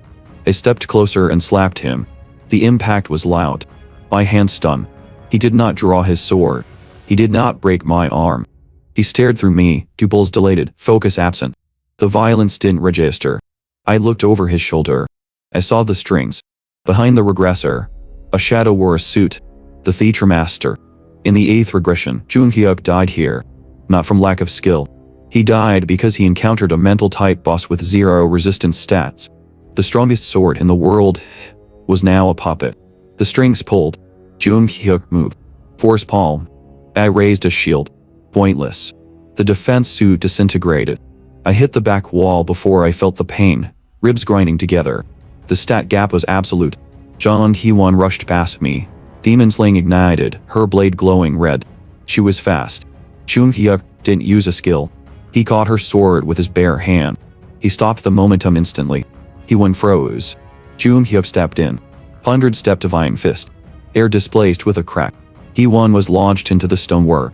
Li Jihai crested the stairs. She saw the bodies. She saw the man standing over them. She called out to her master. The puppet turned. It identified a new target. Tan Suyan yelled. It changed nothing. Li Jihai did not move. The fist coming down was not a reprimand. It was an end. Yu Jun-hyuk hit the floor. Concrete sprayed like water. There was no technique in the destruction, only mass and velocity. Jihai stood in the debris, untouched, trembling at the proximity of death. Tan Suyong stepped into the radius. She did not freeze. She flanked, avatars splitting, a dozen blades aiming for the blind spots of a man who no longer had them.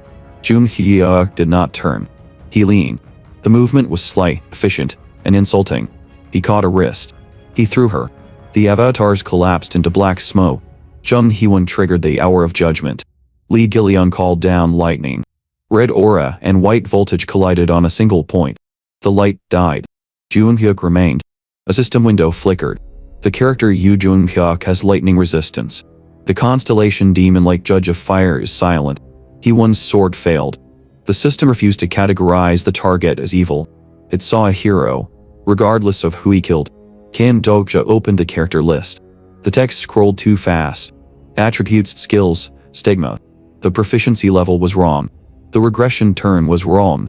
The stigma transmission was active. Yu Jun-hyuk was downloading the muscle memory of a future self who had already abandoned humanity. Dokja took the vial from Gillion. Amber liquid. Rexna. He swallowed. The system log spammed his vision. Stats climbed vertically. strength and vitality violently expanded, forcing a Redder's body to mimic a protagonist's vessel. 30 minutes. Dokja ignited the pure star energy. A white blade formed. He stepped over the cracked pavement. Sunfish. Junhyuk turned. They collided. The shockwave pulverized the ground. Dokja held the lock. His stats were inflated. Artificial, barely keeping pace with a monster built on 3 lifetimes of repetition. Junhyuk's sword was heavy. His technique was perfect. Dokja was pushed back. 1 step. 2. On Messine Rider's viewpoint. Stage 2.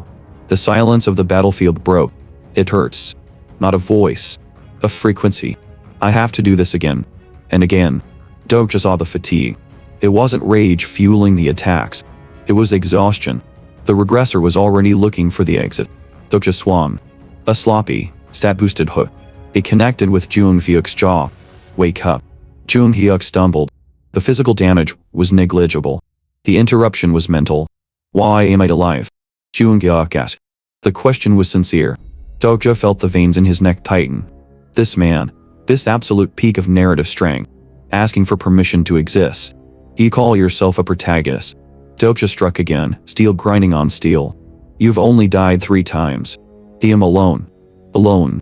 Dokja parried. The vibration ran up his arm, shaking the 4th wall. The barrier between reader and character thinned. Who do you think him here for? He didn't wait for an answer. He attacked, and with every clash, he pushed a memory into the regressor's skull. Not words. Chapters. The Theatre Dungeon. The Dead Sister. The Betrayal by Anna Croft. The Child Born and Lost. The Madness of the 41st Turn. They saw it. The Demon Kings. The Returnees. The 1863rd round. I watched he survive it.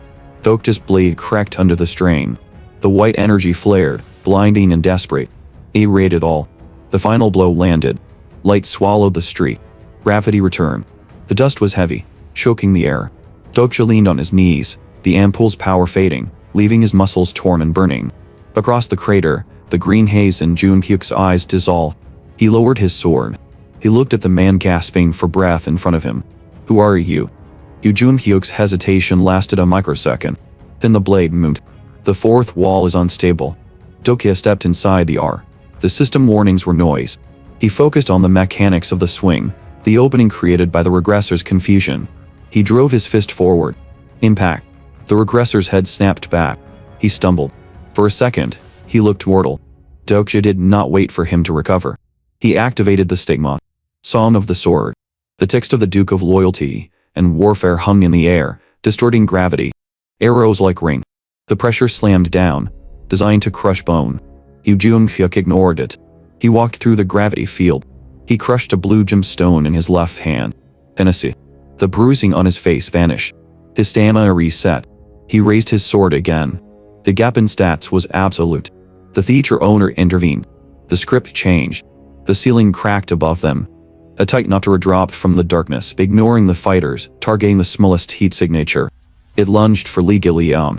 Dokja shifted his weight to run. He was too slow. Sparks flew. A black coat blocked the monster's path.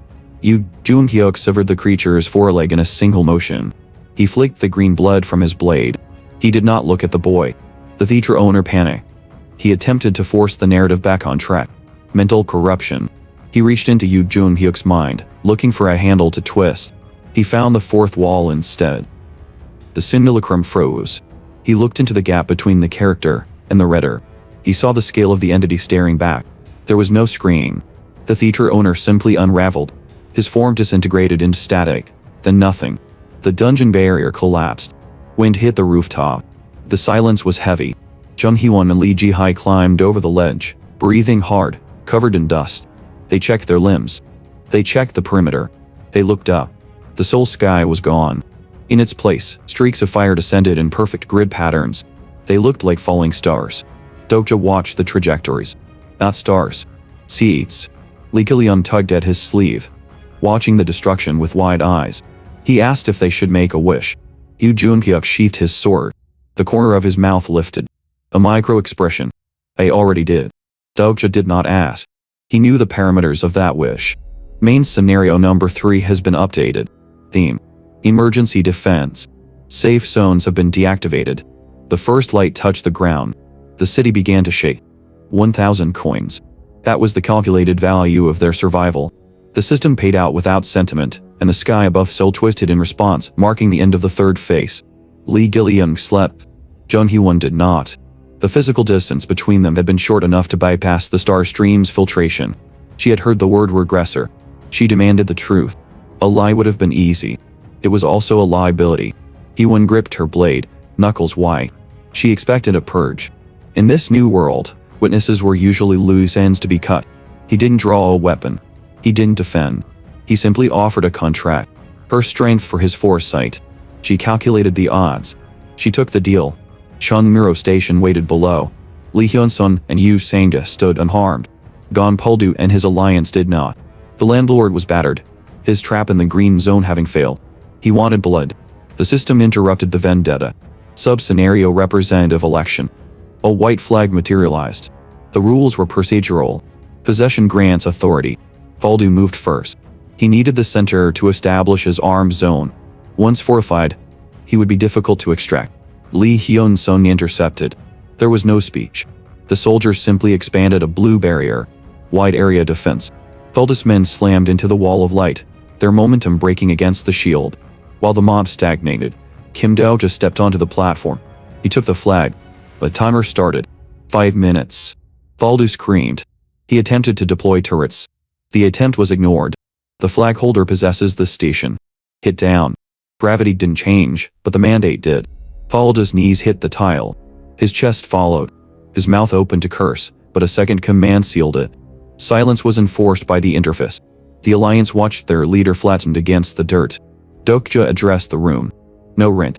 No exploitation. Just compliance. They could leave into the dark tunnels, or they could submit. The landlord's faction dissolved. The hierarchy had been overwritten. Main scenario number 4 struggle for the flag. The station was no longer a shelter. The Dokibi laugh. The board expanded, and the safe zone turned into a target.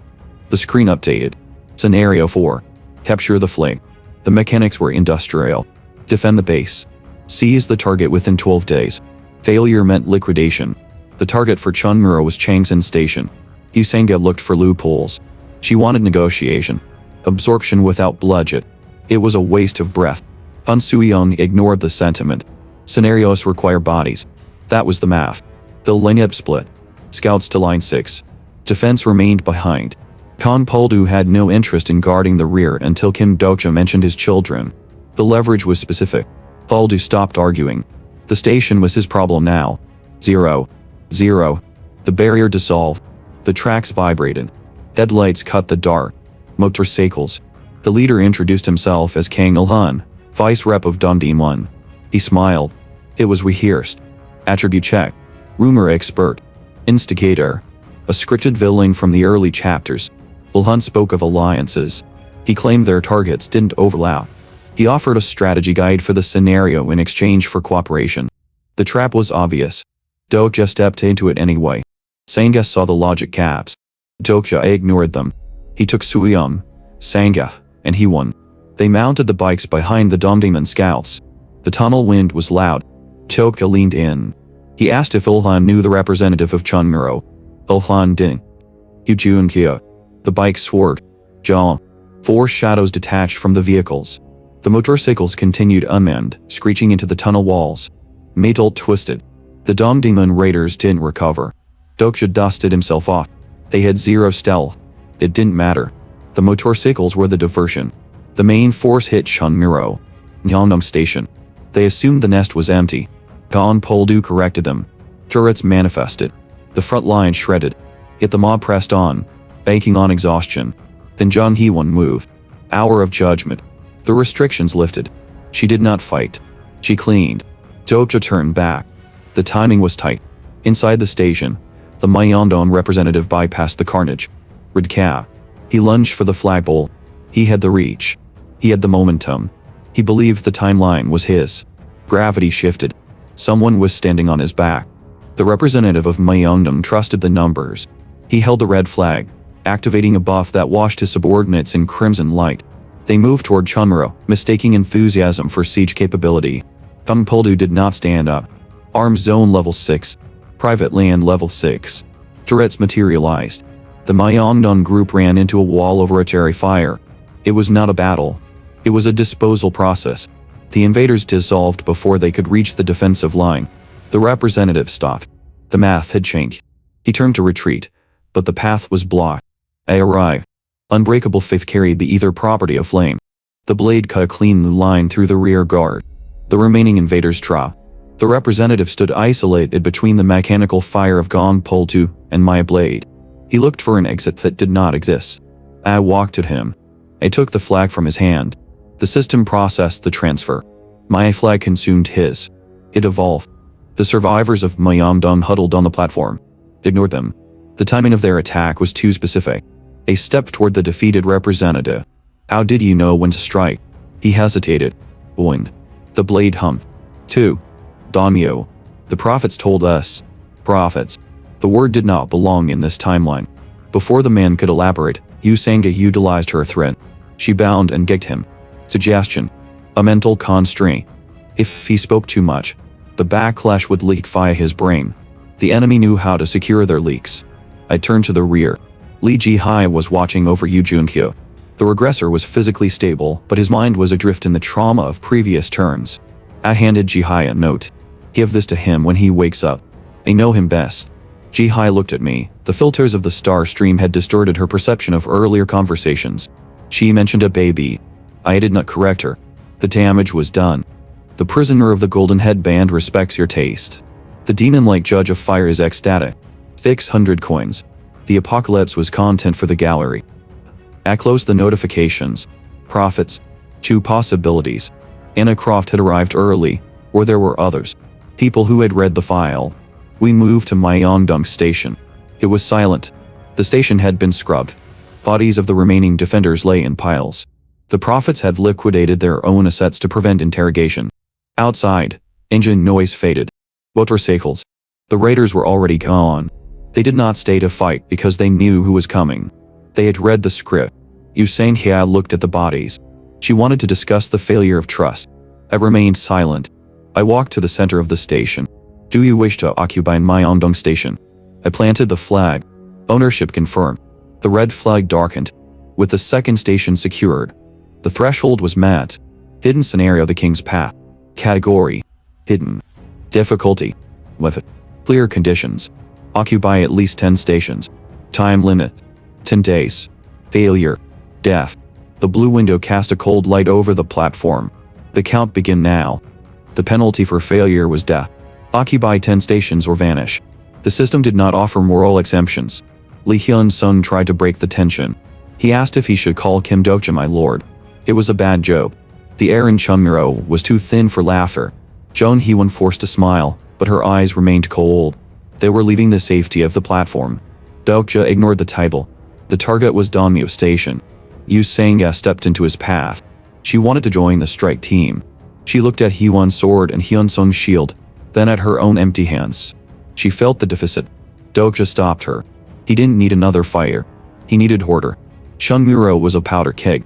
Gonpoldu was a variable. The tenants were terrified. Muscles could not fix this. He opened the interface, appointing Yu Sang-hya as vice representative. She stared at the blue window. It was not a weapon. It was a gavel. He signed her the administration of the territory. The ability to punish, to banish, to control. The flush in her cheeks wasn't excitement.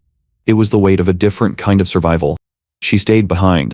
The tunnel air was stagnant. Hee-won watched Dokja's back. Yu Joon-kyuk, she said. Is he your brother? You talk about him like a family member you hate. He is necessary. I have a brother like that. Middle school. A complete mess. Dokja nodded. The description was accurate. The regressor was a chaotic element that required constant supervision. Walking provided time to categorize the enemy. 3 Ways to Survive in a Ruined World had over 3,000 chapters. The early readers were casuals. They dropped off when the difficulty spiked or the tone shifted.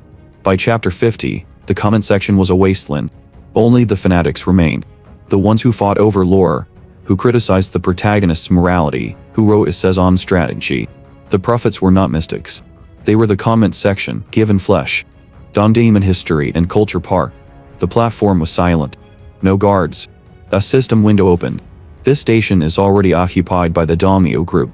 Kang Il-lun, the captive dragged from Chunmuro, went pale. His status changed. He was no longer a member of a sovereign group. He was a wanderer. The trap was mechanical. The enemy induced attacks from Myeongdong and Dongdaemun, waited for the armies to leave, and then seized the empty bases. It was a strategy built on narrative knowledge. Footsteps on the concrete. 3 men approached. The leader wore a suit and enough gold chains to slow his movement. Dokja activated character list. The information cannot be read. The fourth wall vibrated. A defensive reaction. The enemy had tried to use attribute search on him. Confirmation. The man in the suit stared. He saw the blocked skill. He saw the long coat. He saw the silence. He did not see Kim Dokja. Who? Jung Fyeo. The man had read the novel. He knew the protagonist's description. He knew the protagonist was a psychopath who murdered anyone in his way. Fear spiked in his eyes. He tried to salvage the situation. He activated Sage's eyes. A bluff. He didn't have the coins for a skill that expensive. Dokja stepped forward. He did not deny the name. Who are you? The man in the suit flinched, then tried to puff up his chest. Don't think a simple detection skill will. Dokja moved. The slap was efficient. It connected with a crack that echoed off the tunnel walls. The man spun and hit the floor. The gold chains tangled around his neck. Dominance established. The man scrambled to his knees, bleeding from the lip. I am Lee Sun-kook, vice representative of Donmyo. Get lost. I can't just hand over the station. The rules. 1. Dokja placed a hand on his hip. 2. White sparks crackled along the blade. Lee Sun-kook screamed. I surrender. Take it. You have occupied Dongdaemun history and culture par. Dokja didn't sheath the blade. He demanded the next station. He demanded an oath on the king's honor. Lee Sun-kook, stripped of his arrogance, nodded rapidly. He turned and began to lead the way deeper into the complex. Dokja adjusted his gloves. The misunderstanding was a useful shield. He followed the prophet into the dark. Hierarchy was a matter of access. In this ruined city, the difference between a player and a casualty was the quality of their data. I watched Lee Sun-kook's back. 2 variables remained undefined. Did he hold the text file, or was he operating on the fumes of memory? And how many others like him existed? I engaged the fourth wall. The noise in my head subsided. I triggered character lists. The interface returned a technical verdict. Sun-kook had employed attribute search earlier, a generic skill available to anyone with enough coins. If he possessed the file, he would have known better. He was navigating by recollection. Human memory is a degradable resource. 5,000 coins rooted into agility. Weight vanished from my limbs. I stepped into his personal space, looking past his shoulder. His smartphone screen glowed. A functional chat room. Infrastructure had turned to dust days ago. A working signal was unnatural. Dongmyo Station was a labor camp. Survivors moved with the lethargy of the condemned, hauling debris under the watch of armed guards. I gave the signal. Jung Hee-won and Lee Hyun-sung executed the script. A deep bow. A respectful title. They called me Yu Jung-kyo. The regressor. The king. It was enough. The tension in the station shifted. The eyes of the guards widened. They saw what they expected to see. Absolute power arriving to claim its due. We moved deeper. The source of the connection sat inside a makeshift command center. Han Dong-hoon. 17 years old. The Hermit King of Shadows. I read the window floating above his head. Sponsor. Shadow behind the curtain. Attribute. Noble Hermit shut in. Exclusive skill. Wide area internet level 6. He was a biological server. His skill forced a connection through the Dokibi channels, binding the prophets together. He was also the filter. He scrubbed the comments. Escalating soul, making the apocalypse appear local to keep the despair manageable. But the window listed a status effect. Mental corruption. Severe hypnosis. He wasn't a king. He was a component. Sun-kook gestured to the boy, claiming him as the leader. Dong-hoon did not look up. He bit his nails until they bled, trembling at the proximity of his handler. Stop. I didn't wait for an excuse. I pointed at the fear in the boy's posture. Sun-kook froze. The performance collapsed. He saw that I saw. Without a word, he gestured toward a private tent shielded by sound-dampening wards. Inside, the narrative changed. Sun-kook abandoned the leader act and adopted the role of the sycophant. He believed the lie. He thought I was Yu Jung-kyo. He praised the regressor's noble spirit and the burden of repeating lives. I listened to a man compliment a character I had watched for a decade. He was praising a ghost. Then came the pitch. He spoke of a revelation received 10 years ago. He cited names: Hyun-sung, Naeun Ji-hai. He offered guidance. He admitted the revelation was fragmented, that their memories were incomplete. They didn't want to lead. They wanted a carrier. They wanted to strap themselves to the protagonist and survive the scenarios they were too weak to clear. The tent flap lifted. More of them enter. Eyes bright with greed, assessing the value of the new asset. I had heard enough. I released a fraction of killing intent. The air in the tent grew heavy. They stiffened. Eel. It wasn't a request. I turned back to Sunko. If they were redders, their attributes would reflect their consumption history. Your attribute, I said. Tell me, Sunko blinked. He looked confused. If I were the regressor, if I had Sage's eyes, I shouldn't need to ask. I stared at him. I did not explain. Pressure mounted. He cracked. Hypnosis, he stammered. My attribute is the ninth to get off. The logic aligned. Get off. The term for redders who dropped the novel. They weren't prophets. They were the quitters. They had abandoned the story when it became too long, or too boring, or too difficult. They knew the prologue, but the ending was a void to them. They were blind guides. Sunkook's hand twitched toward his phone. A reflex.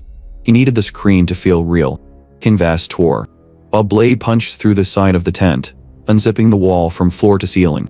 Jeon Hee-won stepped through the opening. Her sword dripped. Behind her, the guards lay broken on the station floor. She looked at the prophets, then at me. Is the talk over? The tent flap hung in ribbons. Inside, Min-sub and Sunkook were already on their knees. They had misjudged the woman with the sword, and now they were paying in dignity. They addressed the man in the chair as Yoo Joon-hyo. Hee-won's eyes flicked to Dokja. She knew the name was a lie. She said nothing. The sword slid back into its sheath. The silence was enough. Sunkook requested to step out. Dokja waved a hand. They exited. System store open. Hearing enhancement purchased. The world sharpened. Voices outside drifted through the canvas walls. The face is wrong, Min-sub whispered. Yoo Joon-hyuk is described as handsome. Maybe the artist changed. Sunkook replied. And the woman. She isn't in the third regression. They were debating aesthetics, while the scenario timer ticked down. They treated the apocalypse like a serialization error. Min-sub returned. He bowed low. John Min-sub. The 1089th lever. The number was a statistic. Thousands read the first chapter. 100 who reached the 10th. These men were the ones who dropped the book but remembered the title. Where is Kim Nam-woon? Min-sub asked. He is essential. Dead. Min-sub stopped. A variable killed him, Dokja said. Another prophet. Someone who knows the future. He is operating near Chunmuro. A fake Yoo Joon-hyuk. He was describing himself. Min-sub nodded slowly. It explained the deviations. It explained the difficulty. The real protagonist was a victim of a broken timeline. The hook was set. Chunmuro Station. Coins were spent. The flag turned indigo. Group chat activated. Floating text boxes appeared. Hee-won tested the function. Dokja ignored it. He looked toward Changsan Station. We cannot go there, Min-sub said. He explained the 12 apostles. Readers who reached chapter 50. Men who knew the early game and used it to enslave the rest. They had backed a stronger incarnation. The Tyrant King. We made him too strong, Min-sub admitted. But we have a counter. Come to the night of the prophets. Dokja stood. He would attend. Spoilers were leaking. The leak had to be plugged. Night fell. The corridors were quiet. Lee Sunkook sat slumped over a terminal, the blue light washing over a vacant expression. Hypnosis. Dokja gripped the man's jaw. He forced the liquid down. Sunkook gay. He threw himself backward, chair clattering against the floor. He scrambled for breath. Eyes wide, the mental fog violently burned away. He looked up. Dokja leaned against the desk. He did not look like a protagonist. He looked like a reader who had finished the story. As your Hyun, Dokja said. He smiled. Let's be friends. 6,000 coins. The system swallowed the currency. For a scavenger, it was wealth. For Dokja, overhead. He stood in the gloom. Han Dong-hoon sat against the far wall. Knees pulled tight. The Hermit King of Shadows looked less like a monarch and more like a broken circuit. Blue arcs of electricity snapped in the air. Wide area at internet. The boy flinched. Dokja extended the phone. A cursor blinked on the screen. Who are you? Dokja typed. Not a name. A method. Outside, the prophets drank cheap alcohol. They laughed about the future, and the monster they thought they controlled. They believed the leash was in their hands. Dokja severed it. Do you hate them? The cursor hovered. Acknowledgement followed. Dokja typed the command. Rest. The blue light died. Phones went black. The connection to the outside world vanished, leaving only the dark interior of the tent. Panic outside. Footsteps rushing the entrance. Lee Sung-guk and Jung Min-sub burst in. They expected a malfunction. They found a predator. Dokja moved. He didn't speak. He broke the nearest nose and took the flag holder. The indigo flag dissolved. A brown flag unfurled. The prophets stammered. They invoked the name of Yu Jun-hyuk like a prayer. Dokja watched them. They were confused because they hadn't finished the book. They thought the protagonist allied with parasites. He accepted the group surrender notification. He slept. 4. 0 open. Stamina cap. Yu Sang-ga and Lee Hyun-sun were ready. The prisoners were not. Sung-guk and Min-sub remained on the floor. Dokja opened the administration menu. Life constraint. Terms. Silence. Obedience. The system locked the contract. The two men exhaled, grateful for servitude over death. Dokja held out a hand. The mask. Min-sub surrendered the item. Fugitive mask. Dokja pulled it over his face. Cartilage shifted. The jawline sharpened. The reflection showed a man who didn't exist, a face carved from the description of a hero. The prisoners stared. The lie was perfect. Dokja activated character list. Jung Min-sub. Attribute. Lever. Stopping point. Chapter 50. Mediocre stats. 0 endurance. He took the prisoner's phone. Signal restored. A message from the darkness in the corner. I trust you. Once. 500 coins sponsored. Dokja opened the chat application. Room. The prophets. 36 members. No apostles. Just the quitters. The ones who read the prologue and thought they understood the ending. The log scroll. Complaints. Entitlement. They mocked the dedicated readers. Dokja thumbed the screen.